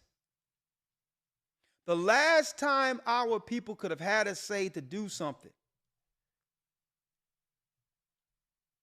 was the last voting block, even if that could have saved anything. That was the last shot. And this is why, let me tell you, Elder Lawyer, when Ice Cube said something, and when Kanye was saying things, they rallied all the media together to say, nah, you're not supposed to be thinking outside of your controlled liberal thought. The whole political machine rallied. Instagram, Twitter, YouTube, national media. They were like, no. This guy's going to get in the way of our political game. They're asking for something for these people when this is the last time these people will have a voice. We need to finesse this thing, and by finessing it, we won't have to worry about mail-in ballots or anything else after this one. We don't have to worry about nothing because the replacements will already be here. And folks, it's already a quasi-civil war already politically. And that's why I showed that white paper earlier. It's about promoting the imagery of negativity and or sin and have the people attach themselves to it, which gives the world body the moral justification before the world to actually destroy any particular demographic that they have between the crosshairs. That's where we are politically. Babylon the Great is fallen. So guess what? Don't cry now. You're not even there for your own children that's being taught, having your son run around in kindergarten with a pink dress on because it's try on a new gender day. But yet, where was your town halls then? Elder Lloyd, you have anything before we go to the calls? No, sir. No, sir. Let's go to the calls. Babylon the Great is fallen. It's fallen. Elder Lloyd, give me about 3 minutes. I'll be right back. What say you? 515-605-9327. All the witchcraft, all the evil, all the bickering, all the fighting against one another, and all of that. Folks, guess what? There's a reckoning. There's a reckoning. And this is where we are right now. And guess what? They're not just looking to replace our people who has the image of immorality. It's their people too. It's their people too. Understand that. I said it before. When you've seen all these basketball players and all this others going on and Kanye West running around with the persona, with the actual image of a Madonna representing white women and all these others. Let me tell you, the straight racists were looking at this and saying, you know what? Those are not our women. Let's get rid of all of this. We're being outnumbered. Even with people deleting their children and all that, we're still dwindling in numbers, and our women don't even want to have our children anymore. Let's finish it all. And then we'll just get them on the other side. When the war starts, we'll get them. We'll get them another way. See? We'll get them. A matter of fact, there's something out there, and guess what? If you want to play basketball, if you want to do whatever you got to do, you got to go with what we all need to be safe. See? They'll get you another way. Okay. Oh, no, if you're going to shoot a basketball, oh, no, Kyrie, oh, no. Oh, Kanye, oh, no. If you want to actually play in our arena, yeah, you're going to have to make sure we're all safe. See? So they're not just going after our people, folks. And the rules of engagements, according to their white papers, is that for any war, it doesn't matter what kind of war, they must have the moral high ground to execute it against what? The enemy. And if they can show you negative against and a threat to society, it justifies the world bodies to come against you. So understand this the next time you're out there sinning and acting a fool. Understand this. The fix is already in. The fix is already in. Elder Lawyer, I'm going to come right back. We're going to answer a few calls, and then we're going to bail out earlier today, all right? Yes, sir. Okay. Because we put together the presentation, what you going to do with it? You can get with this or you can get with that. Babylon no longer exists as it once did. It's over.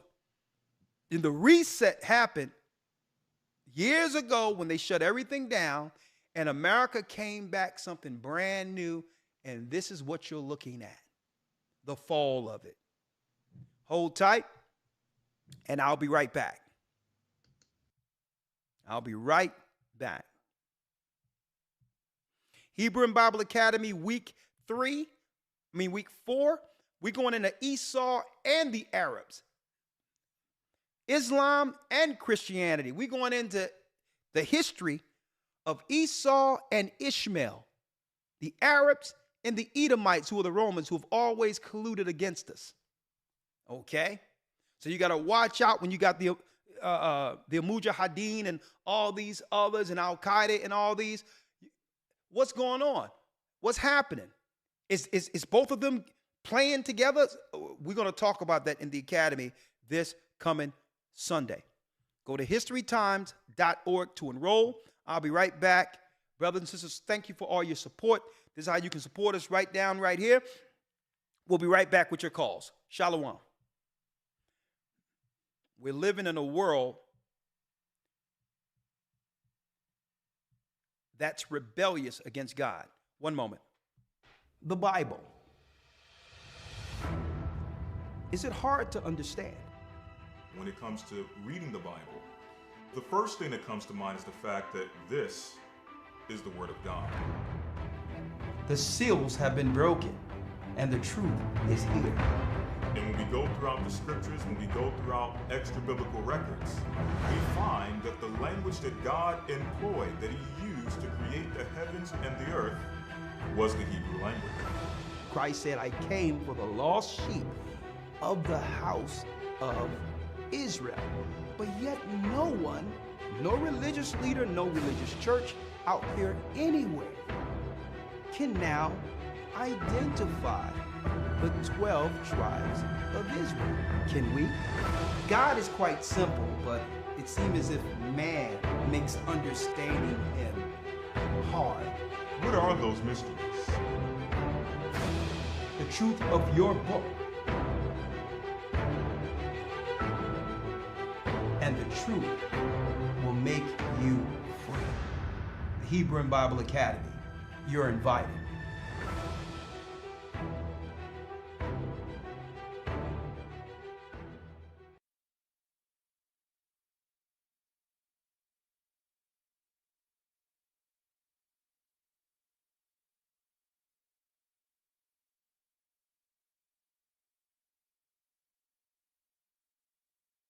All right.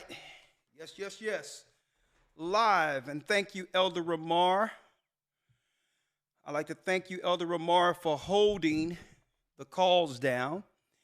Let me get straight to it. And thank you all for all your support. Thank you, brothers and sisters. And hey, it's okay because we got next. Of course, we have to navigate through this, but hey, this is what this A Gathering 144 channel is all about. Truth. And folks, let me tell you, the powers that be aren't backing down. They have put their foot on the gas and taped their foot to the floor, okay?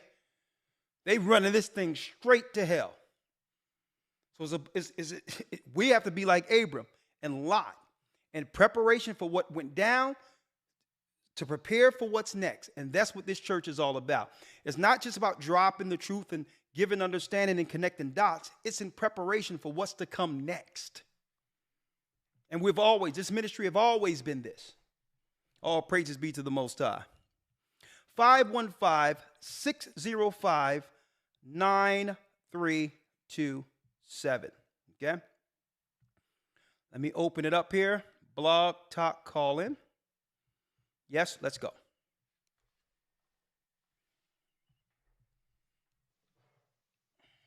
Blog Talk Radio. Welcome to Blog Talk Radio. Please hold and you will be able to listen to the show. All right. I got my switchboard in front of me on this iPad here. Right. Okay, we have Elizabeth. Unmuted. Thank you, Elder Ramar, for unmuting me. All right. We have Elizabeth with a comment. Elizabeth.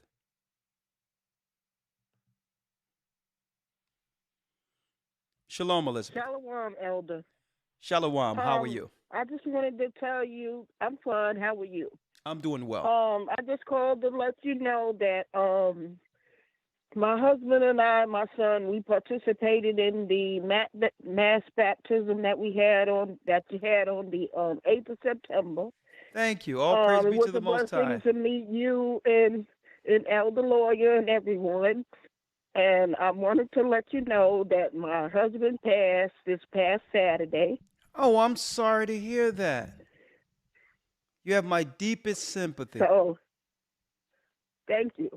I just called to let you know that and to tell everyone that he loves you all and to keep me and my son in your prayers. Oh, sister, I'm going to give you a call off of this. Hey, let me tell you, sister, even Paul says that we are not to sorrow like others if we know that Christ died and rose again, that they who have laid down in Christ will return when he returns. He's okay. And listen, there's sorrow here, but it must feel good to know that he made a choice to choose Christ right before he passed over. sister, I'm going to tell you, he's in the bosom of Abraham, relaxed and waiting for another opportunity to see you on this side. So I'll keep you lifted up in prayer. And sister, know that life doesn't end here. Okay, this is just the beginning. Christ died and he came back, and he's coming back with your husband. And thank you, Elder. You're welcome. And it's a blessing that I had the opportunity to be a part of that rebirth, with you, meeting you and your husband making that choice to be baptized and have past sins, put away. And I feel for you, sister, but understand, Christ has him. He's okay. Okay? Okay. All right, bless you. And Thank you. I will be reaching out to you. Anything you need from us, the church, let me know. And I'll personally make sure you have what you need, okay? Okay. All right, thank you. Thank you. Well, bless you, sister. Shalom. Shalom.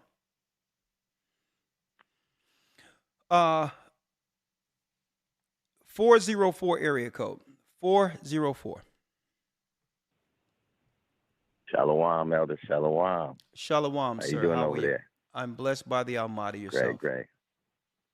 You stay cooking over there in the proverbial kitchen, spiritual kitchen. I got to tell you. That's kind of deep. The discussion tonight, talking about the higher moral ground. So it kind of got me actually thinking about that. When it comes to the higher moral ground, where the hedge of the Almighty will be relinquished for his people, right? Therefore, the enemy has the fortitude and right to come in and strike, which has been going on. So that also kind of had me thinking about within the laws, statutes, and commandments of the Almighty, so you're familiar with predictive programming, right? Or preemptive programming. Like they kind of have to show through entertainment, what they're going to do to us before they actually take action. You're familiar with that, right? Yes. Okay. Well, I was really thinking about that, and I think that, and I kind of want to hear your take on this. I think that that's actually an association with, God's USC code, if you will, in association with his righteous law. So Satan, even knowing that there isn't anything that he can do without first being or playing within the parameters of God's lawful game, right? So meaning like a warning has to transpire before Satan can take any type of adverse action against, the people, if you will. Yeah, so, it's called in elite circles the lesser magic. The lesser magic, according to their code, is they must tell the people what they're going to do before actually implementing. And that justifies, right? Because a lot of people look at movies and all these others and not realizing these are messaging. Now, if we become part of the program and begin to mimic what we see, we fall to the lesser magic. When really they're telling you we're justified in killing you for doing this. So they'll put out the Godfather. They'll make a total wicked person a hero. Only so that if you mimic and follow that programming, it justifies them taking you out. Bingo. There you go. So check this out. So I was looking at this. So like with all of, the major and minor prophets, right? What was it that they almost had to play out a metaphysical or metaphorical theatrical element before the people at the gates, be on one side, bind their arms behind them, right? And the people of Israel would stand there in awe. What is this prophet doing? It's metaphorical of they're showing almost through entertainment, right? What is to befall them metaphorically if they don't get themselves right. Kind of deep, right? Well, you put it that way, but these were signs that you could, in relation to what you're talking about, I can see how you're making that correlation. Even though it's from two different sides, but I can see how you've come to that conclusion. Yeah, so I'm thinking that's the way that Satan was able to, kind of bend and make entertainment. I actually looked into the etymology of entertainment. Enter meaning enter, to be within. Okay. Tain meaning corruption from within. So corruption from within. So I've actually deduced that entertainment itself is actually wicked, to corrupt from within. And then that's going to lead me into my question. And see, but you're making absolute conclusion when there's nothing that even Satan produced in the earth that didn't come with good also, starting with the tree of good and evil. Right. So, and that's the point. The point is the balance. So he didn't just have a tree of evil, even though it ended up being the worst thing that could have happened to us. It was something good in it. So the whole deal is, right? the whole deal when it comes to that, in the perspective that you're putting, entertainment isn't evil in of itself. And this is why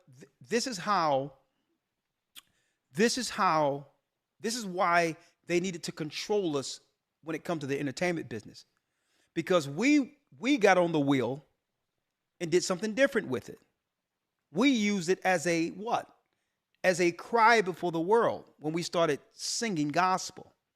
When Sam Cooke said a change is going to come, they didn't set up the machine to have people think conscious towards God. And that's why they just can't stand us. Because even what they made for evil, like even this internet and all this stuff we're using today, this was set up so that it can put everyone on the grid at the very end to be able to implement the mark of the beast and get rid of those who aren't on their program. So they meant it for evil. Right. But it meant me coming out of nowhere, standing on their same platform, exposing those who created it. So I can understand your dynamic, but it's not just absolute as it is. But I value your view, and you have the last word. Hurry up, get to the next call, sir. But I value your view. All right, yeah. So So I just wanted to, and I agree with you on that as far as like the duality, with entertainment and almost just about anything can be juxtaposed in any fashion, good, bad, yin and yang. So I absolutely agree with you on that. Question that I had in association with the moral high ground. I don't know, I'm a bit of a statistician when it comes to analyzing things from almost, any dynamic. I don't know if you've done this research, but I'm almost wondering what is the percentage of the people that whom are righteous that fall where the wicked are able to claim that precipitates that moral high ground to where they can come in, the godly hedge is removed, and start to decimate the people? Is it 10%, 20% wickedness, 50%? At what percentage does God remove the hedge for the people as a whole? Well, there's no scriptures on saying that I will remove your hedge if you sin to this percentage. The whole thing is the parameter is the law. The parameter is the law of God. And at the end of the day, every person has a conscience and know right from wrong. So there is no place where it say, okay, when the scales are tilted this way, God is gone. At any time, even when someone is buried in sin, if you grow a conscience towards the Most High to repent, he'll meet you there and deliver you, even though your sins is red as crimson, like Isaiah 1 say. So it's as long as you're living, there's an opportunity. There is no thing where, okay, you've sinned to a degree that the Most High cannot deliver you from that. There's no percentage. But I'll tell you what, if you're in sin, you're going to live the judgment in earth. The Most High will make it definitely hard for you. And what happens with that, when you're going through those trials, a person with a conscience can reflect to how they've gotten there. Okay? So that's the whole deal. When you're going through the trials, even though people are too proud to tell others when they're under some level of judgment, to themselves within their conscience, they know, if I wouldn't have done this, I wouldn't be here. And still at that point, through that reflection, reflecting back and owning it, not with people, but with the Most High, he can still pull you out of it. So the parameter is, as long as you have breath, that's the parameter. Because once you're dead, it's final. Okay, you got it? Yeah, I got it. My brother. Appreciate you, Elder. I appreciate you. Bless you. Shalom. Shalom. Chase has a question. Elder Ricard Shiar, how you doing, brother? This is Chase Bigsby. Chase Bigsby, how are you? How you feeling? We gotta laugh every time. I'm doing good. That's good to hear from you. I'm doing good. I'm doing okay. Hey, all right, listen. The brother before, I had a whole setup thought process what I was gonna talk about, and the brother before talking about what he talking about, and I said, you know what? When he was talking about that, I don't know. I just gotta say it, man. I'm struggling. I'm struggling hard, man. You're struggling with what?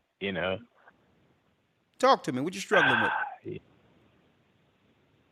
I tell you what, I'm struggling with knowing too much and not perfecting. And I would say my biggest downfalls is I drink. I like to drink a little bit when I get off of that. That relieves me. Okay. That's the main thing that really kind of is my thing. I'm not saying just that, but you drink what? The biggest thing, huh? You drink what? Oh, it don't really matter, man. I drink a beer every now and then. It's afternoon. Listen, brother. The Most High says, it tell you in the scriptures, a little wine for the belly and strong drink for those who are ready to die. So brother, the whole, I believe in what you're saying. Yeah, so the whole deal is, do you want to live? If you want to live. The problem is, do I know better? Listen, I used to love my miniature Festa back in the day, and then it got to where I just sip every now and then.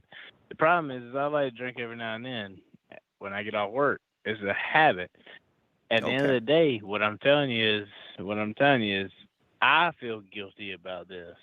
Well, listen. Every day I feel guilty. Well, this is what you need to do, brother, because really, I'll pray for you. But what you have to do is, believe it or not, set a fast for yourself. And, you know, not a fast of food and water and all that. Just set a fast and say, you know what? For 2 days, I'm going to go to cold turkey. None of it for 2 days. Can I tell you something? Man? Listen, I think it's to help listeners. Listen. You can, but I'm trying to give you an answer. The same discipline that it takes you to not do it 2 days is the discipline. It's the discipline. Because then, this is why I don't believe in Alcohol Anonymous. Right? Because I understood the psychologist. You need to look into the psychologist who created Alcohol Anonymous. Alcohol Anonymous on the surface seems as if it was something good. But it's a psychology that would have someone identify as their habit until they die. It's a control mechanism. You're not your habit. But they attach you to that habit as if you don't have other habits. And are you identifying as whatever else you do as a habit? So it's a form of control because it keeps you in the spirit of insecurity. Insecurity is what psychiatrists use to actually control people who constantly seek validation. That means you can get a person to do whatever you want them to do by giving them a pat on the head. And that's what happens when you are in the spirit of attaching yourself to a habit. So when you stand up and say, I'm Chase Bigsby and I'm an alcoholic, automatically you've attached your whole being to something shameful. And psychologically, you walk around the world insecure. So so what I'm saying is, I'm not saying that that particular program didn't help people to get off that and the conscience to get a discipline. But the psychology that's wrong about it is one attaching himself to the habit. All right. So the whole deal. So listen to what I'm telling you. Yes, sir. Go ahead. Right? You are stronger than any habit. Aren't you? Yes, sir. And in Christ who strengthened us, we can do all things. Right? That's 100% correct. So instead of standing up and saying, hey, I'm Chase Bigsby, I'm an alcoholic. I'm Chase Bisbee, and I'm within the body of Christ. I'm Christ. He's in me. This is what we need to identify as. And that frees us from the bonds of sin that psychology attaches us to. You got it? I got it. That helps. My brother. My brother, hey. That helps. So I'm gonna tell you this, Chase. I had a plan. So Chase, this is what I need you to do. I need you to sleep. Sir. I need you to sleep it off, and call me tomorrow. Okay. All right. Lord have mercy. I came with a plan of things to talk about with you. Don't worry about it, brother. 100%. Yeah, I agree with you, man. I appreciate you. Go sleep it off. Yes, sir. All you right. got my number, right? Please call me. I'll call you up. I'll call you up, Chase. All right. Thank you. My brother. I know you will. Thank you, sir. All right, bless my you. brother. All Shalom. Right. Shalom. Gianna has a comment. Shalom, Elder. How are you? Shalom. How are you? Doing well. How are you? I'm blessed by the Almighty. The floor is yours. All praises. I'll keep this pretty brief. I had just wanted to say, a brother a couple calls earlier had mentioned talking about like a moral high ground. Yeah. And I don't know if this is like has changed from different time periods, but I feel like the moral high ground is non-existent now that I'm 21. And I've noticed, like, in school and just being out in the general public and being on social media, people have, like, drastically changed the image they want to portray themselves as online. And some people have even made it known, like, they know we're running out of time. Like, we do not have time to be rebellious, but they still choose to partake in that. Like, I know you've probably seen plenty of I'm gonna just say alphabet people parades, and you're like people on that spectrum. I had seen a man holding a sign that said in all the rainbow colors, "I bet hell is fabulous," and that really made me think about like how exactly how bad things are getting, and to think that they're only going to get worse. Like, wow. Well, sister, I'll tell you, this is the shame part of it, the shameful part of it. I would say the disappointing part of it. As a group, as a community, the moral high ground now is unattainable. That's the sad part about it. It's too many people who are seeking attention and seeking validation and can get this false validation through social media. And because of this, it have turned everyone into individuals. individualism. And when Christ stated, a nation divided against itself cannot stand. Mm-hmm. So it's unattainable as a group now. It's too late. But it isn't. It isn't unattainable personally. There's like what we seen during the civil rights movement, when we under one movement shut down the United States, will never happen again like that. We had the moral high ground.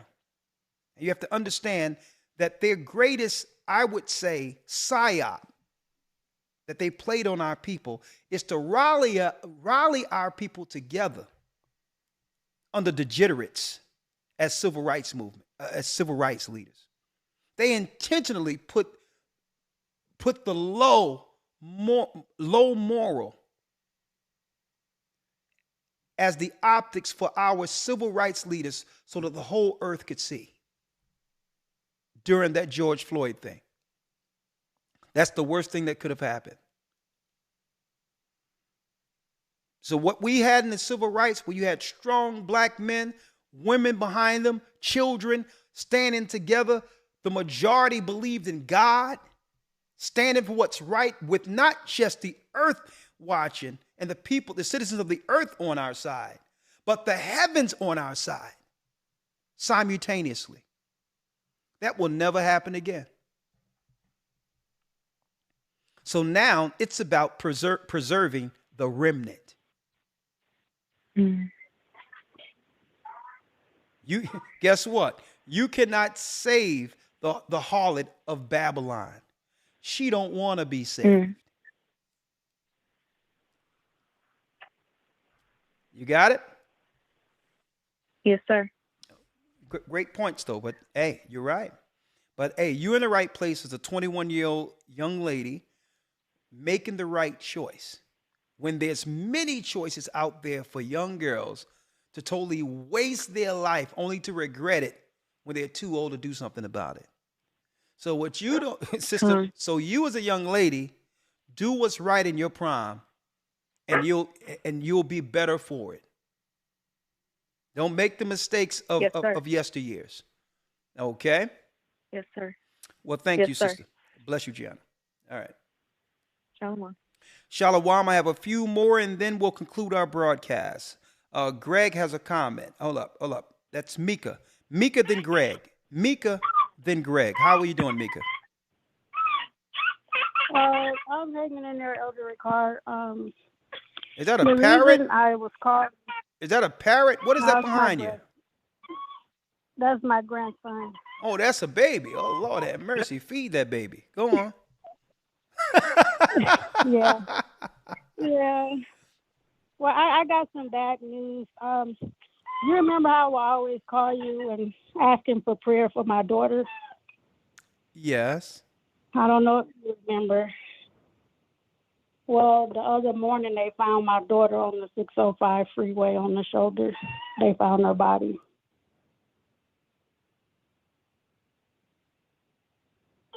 I'm sorry to hear that. And you were really concerned about their lives, the direction they took. I was always calling in, asking for prayer for her. And so now she's no longer with us. They found her what? What happened? It's still under investigation, but it's a homicide, and they said foul play was involved. Sister, I'm sorry to hear that. You have my deepest sympathies. I've always put out prayers for you and your daughters. Where's her father? He's in North California. He doesn't know yet. Are you gonna reach out and tell him as soon as possible? Well, I think he has a different number so I can only wait for him to call me so I could let him know, because I think he has a different number now. You can find him. Go scour Facebook, scour social media. You'll find him somewhere. And how old was she? I'm sorry, you have my condolences. How old was she? 18. Huh? 18. And 18. 18. And you said you was concerned about her environment.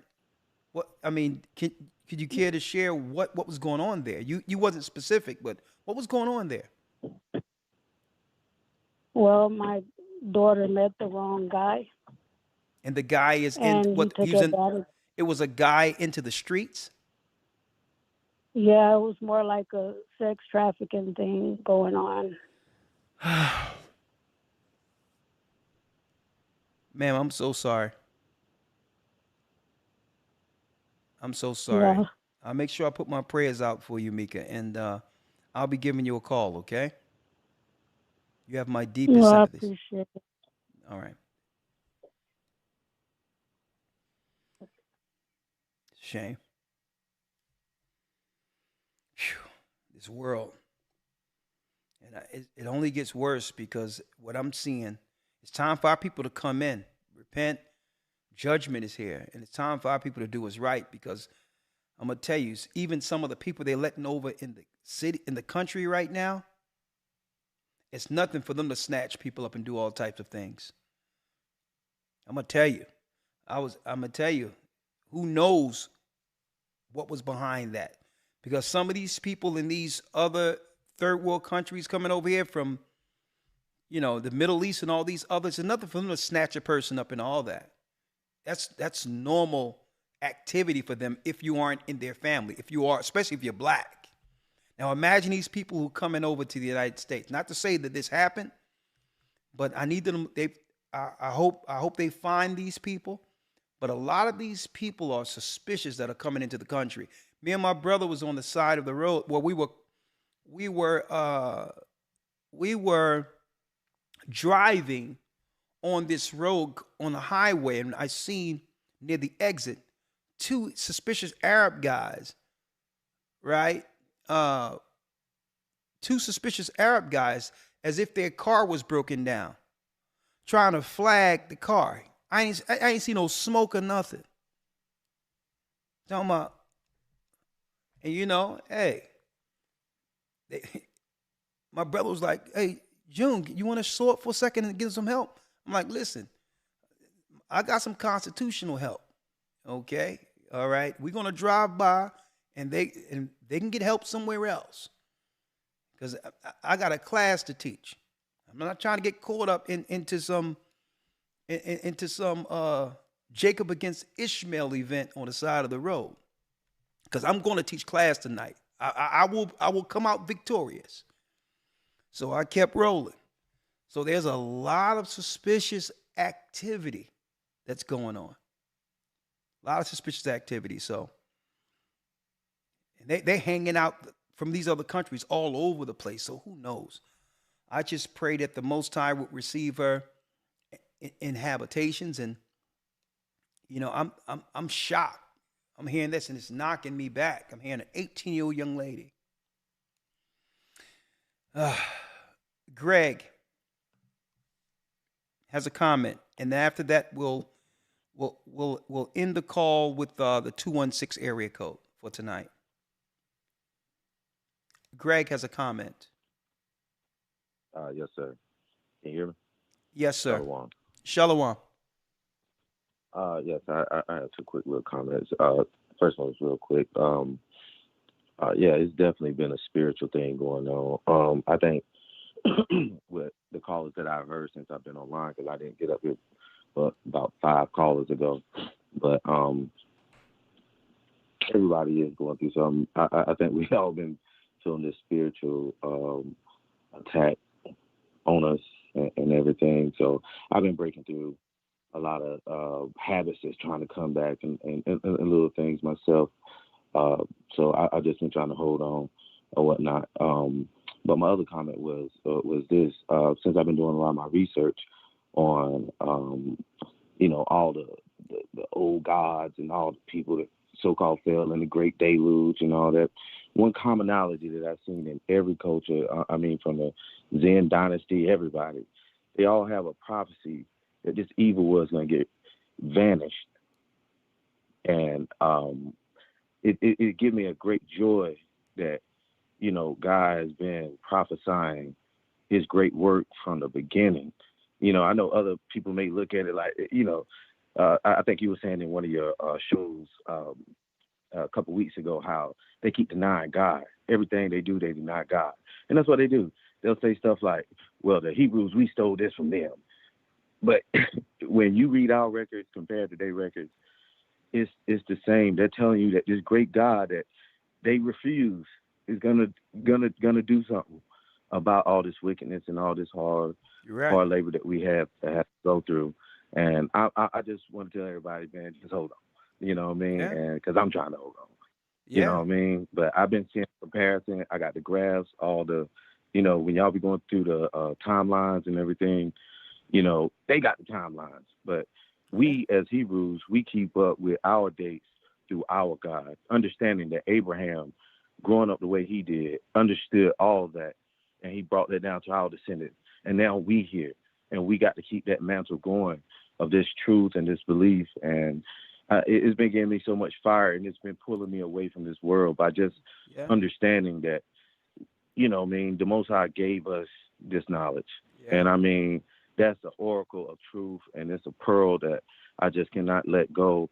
And if I can hold on, everybody can else hold on. I done been to prison and everything since I've been in the truth. So again, I'm just giving all praises to the Most High for everything. Thank you, my brother. And keep doing y'all research. Thank you, my brother. And I keep believing in the God. And this is the last thing. This is the last thing. It says in Joshua that you can either serve the gods before the flood or the one that we serve now. But for me and we're gonna serve God. So again, I'm paraphrasing just to cut time, but I just tell everybody, just hold on to our God, man. Yeah. It's gonna change. You know what I mean? Thank you, my brother. Hey, we all are holding on, and we're not just holding on. We're battling. We're in the real war, the realm war. Thank you, my brother. And you know what? Praises. Just hold on. We'll win. I mean, there's many battles, and through battles, there's casualties. In war, there's casualties. But the Most High says that there's a great kingdom beyond all this darkness, right? So, and I know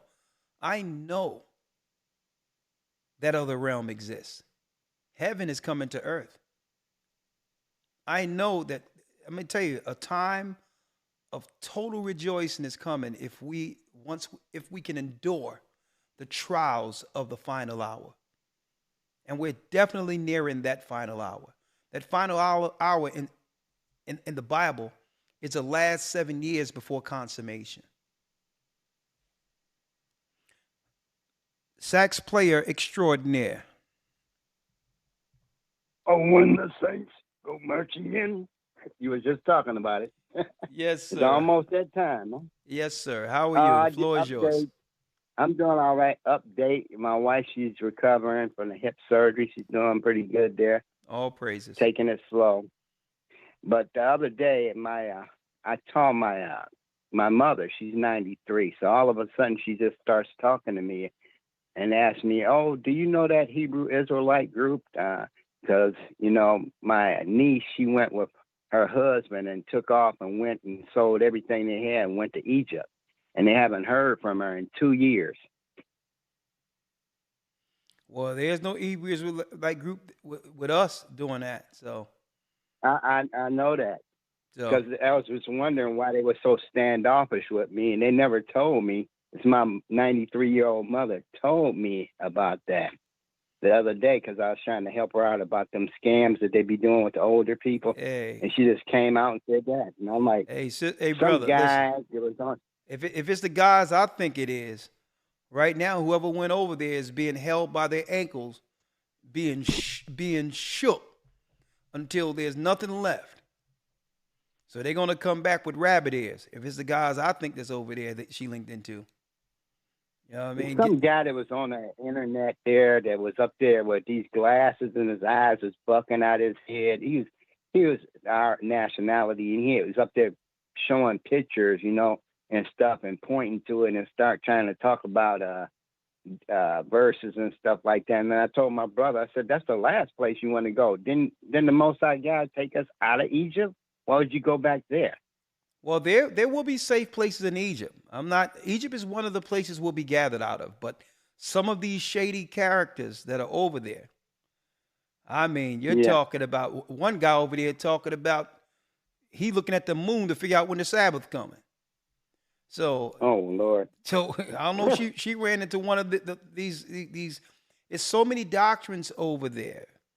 Yeah. People in Cairo and other areas. You know, there's a lot of weirdos that got the spirit of Beelzebub in them, and what they try to do is tether themselves to this church to say, "Yeah, flee, flee, flee," and the next thing you know, you walking around asking, "Who hands in my pocket?"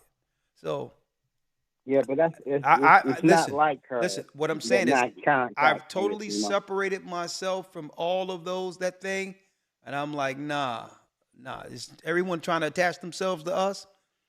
But at the end of the day, my brother, here's the reality. These are grown people. Yeah. So when someone she's 24. Yeah, but it's still, she's grown. When someone make an adult decision outside of guidance, they have to live with their decision. And at that point, it's in the hand of the Most High. These people are not victims. Let me tell you, a lot of people, like I said, a sister that didn't listen to us years ago came through Philadelphia and say, well, the Lord told her to flee and all this. And she disappeared, her husband looking for her. And then, you know, she wasn't even out of church. She was from Jersey somewhere. And we told them, these guys over here is going to these guys ain't about nothing you about to link into. And next thing you know, it goes exactly how we said it's going to go. You know, okay. They grab you by your ankles and say, okay, now, now through your money, I can survive another 2 months in this country. And then they get online and use their family and all that online to fish for another what they would think is a sucker. Exactly. Extortion. So, hey. So we warned them. But I have one thing that's good. I went back to I'm going for my master class. Okay. I'm going to Juilliard. Okay. Juilliard Music School. Okay. Pretty good school. Blessings. All right. Yeah, I'll be a teacher. Hey, brother. Hey. Get it done. Get it done. Well, brother, okay. Just call in for do Patreon because I'm about to break down in a second, okay?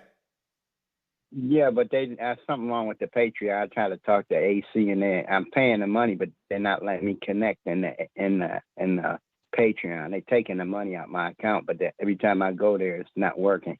Okay, there's something different now. When you go to Patreon, you got to click on, you won't see the video. You got to click on that link and it'll take you to Vimeo. You have to view it differently now. They changed the outline of the whole page. Okay. So you're not going to be able to see it like you've seen it before. You'll see the title, but then you have to click and it'll take you to Vimeo and you'll see us live. And what I can do is I can make sure AC reach out to you to fix it before Friday, okay? Okay. I appreciate that, brother. I really appreciate you. And we'll talk soon. Bless you. Okay. All right. Shalom, brother. Shalom. Shalom. Shalom. I'm glad. I'm happy healing with the surgery. Blessings. Oh, thank you. Bless you. Bless you. Happy healing. All right. Shalom. Shalom. All right. 562 area code. Shalom. Hey, shalom, brother. Shalom. Shalom. You're our last call for tonight, sir. Floor is yours. Awesome. This is Brother Maine here in Northern California. I have a question. Yes. Would you be able to break down Isaiah 11 and 16 for me, please? I just want to see if I'm on the same page. Tell me what you've assessed. Okay. What have you concluded? The word says that No, tell me what have you concluded from Isaiah 11 and 16? Okay, from Isaiah 11 and 16, where it says the Lord was smiting. Let me grab it real quick. I had it here. Here we go. Isaiah 11. Okay, so what I have concluded from Isaiah 11 and 16, where it says the Lord was smiting, I believe it says the streams into seven ways. Okay, let me get Says, there. and there shall. Yeah, what have you concluded though? Okay, I'm sorry. So the thing that I've concluded that is this is a future prophecy, correct? That is a future prophecy. Okay. I'm just saying that this was a future prophecy and that this is where the Most High is going to deliver his remnant from, I believe, the seven kingdoms, how we're from all over the nation or all over the world. That's just where I am. Well, And that maybe that is correct. It tell you that again, right? And this is going to happen really after the war against Africa.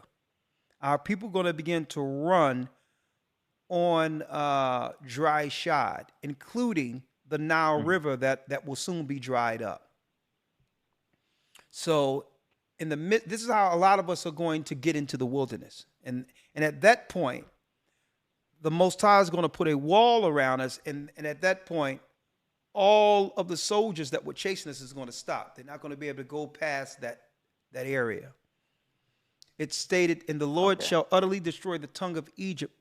If you look at the bottom of Egypt, you'll see a tongue here. You'll see Shamal Sheikh, and you'll see Hurghada. And you'll see right there at the tongue, and it borders Saudi Arabia, where the original Mount Sinai is till this day.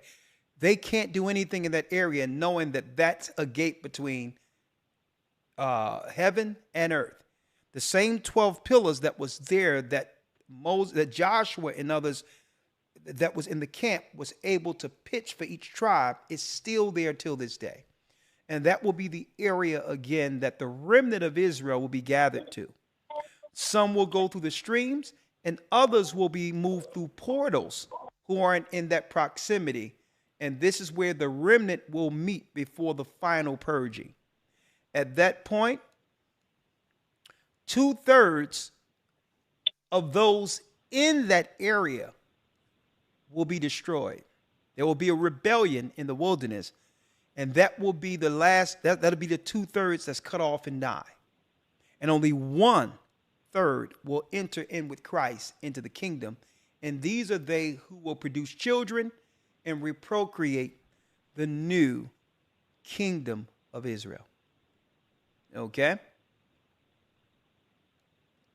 Yes, sir. Yes, sir. And would a precept to that also be in Deuteronomy? I believe Deuteronomy 28, where nah, he was 28 and 7. Nah. Okay. Deuteronomy 28 is speaking specifically of the blessings and the curses. Right? What you would link to this is more so where it goes into where it goes into us being gathered out of the nations we're scattered. Okay, being gathered out of those nations. Okay, let me show you what I'm saying.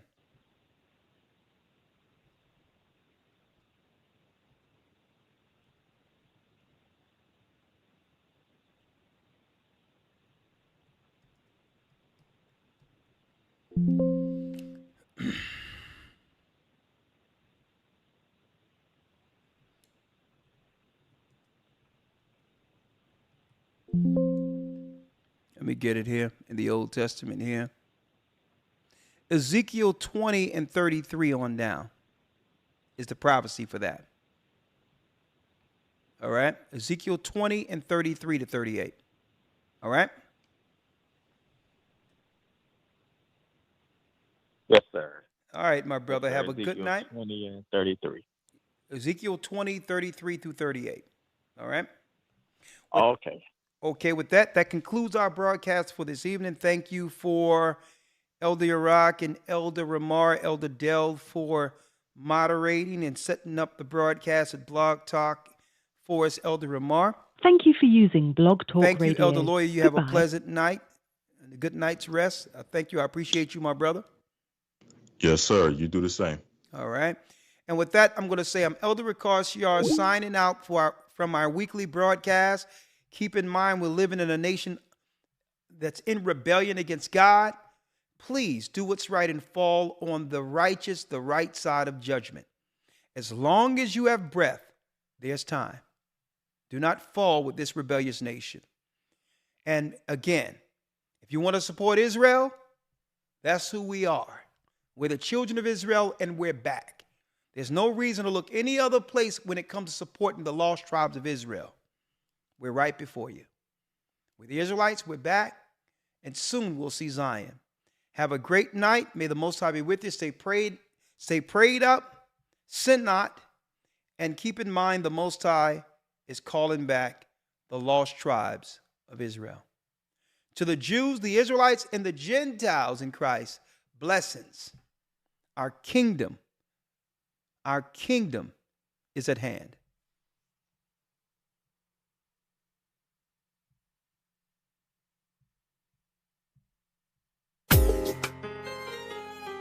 Good night.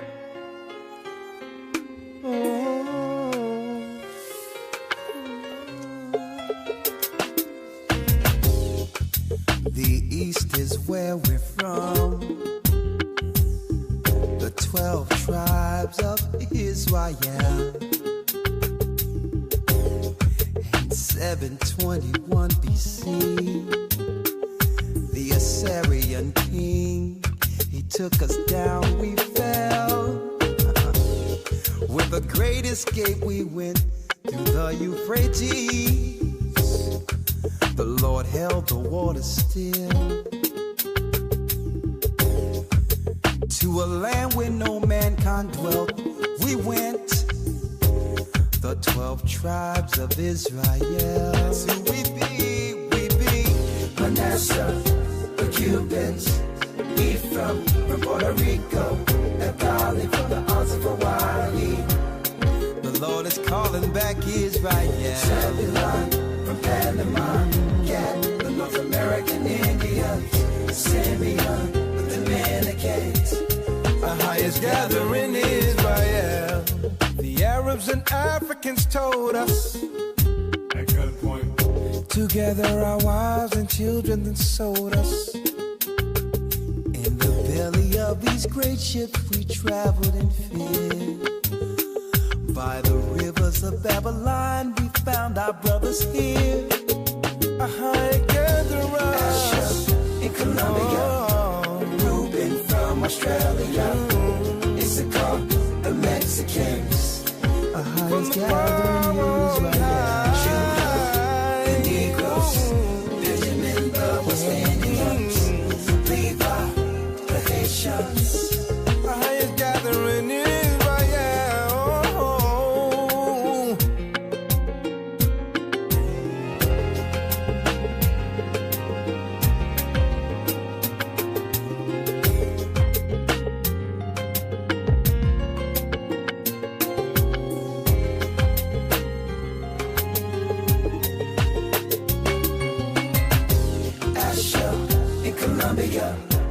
Reuben from Australia, Issachar, the Mexicans. That's who we be. Judah, the Negroes, Benjamin, the West Indians, Levi, the Haitians, Manasseh, the Cubans, Ephraim from Puerto Rico, and Valley from the Isles of Hawaii. The Lord is calling back Israel. Zebulon from Panama, Gad, the North American Indians, Simeon, the Dominicans. AHAYAH's gathering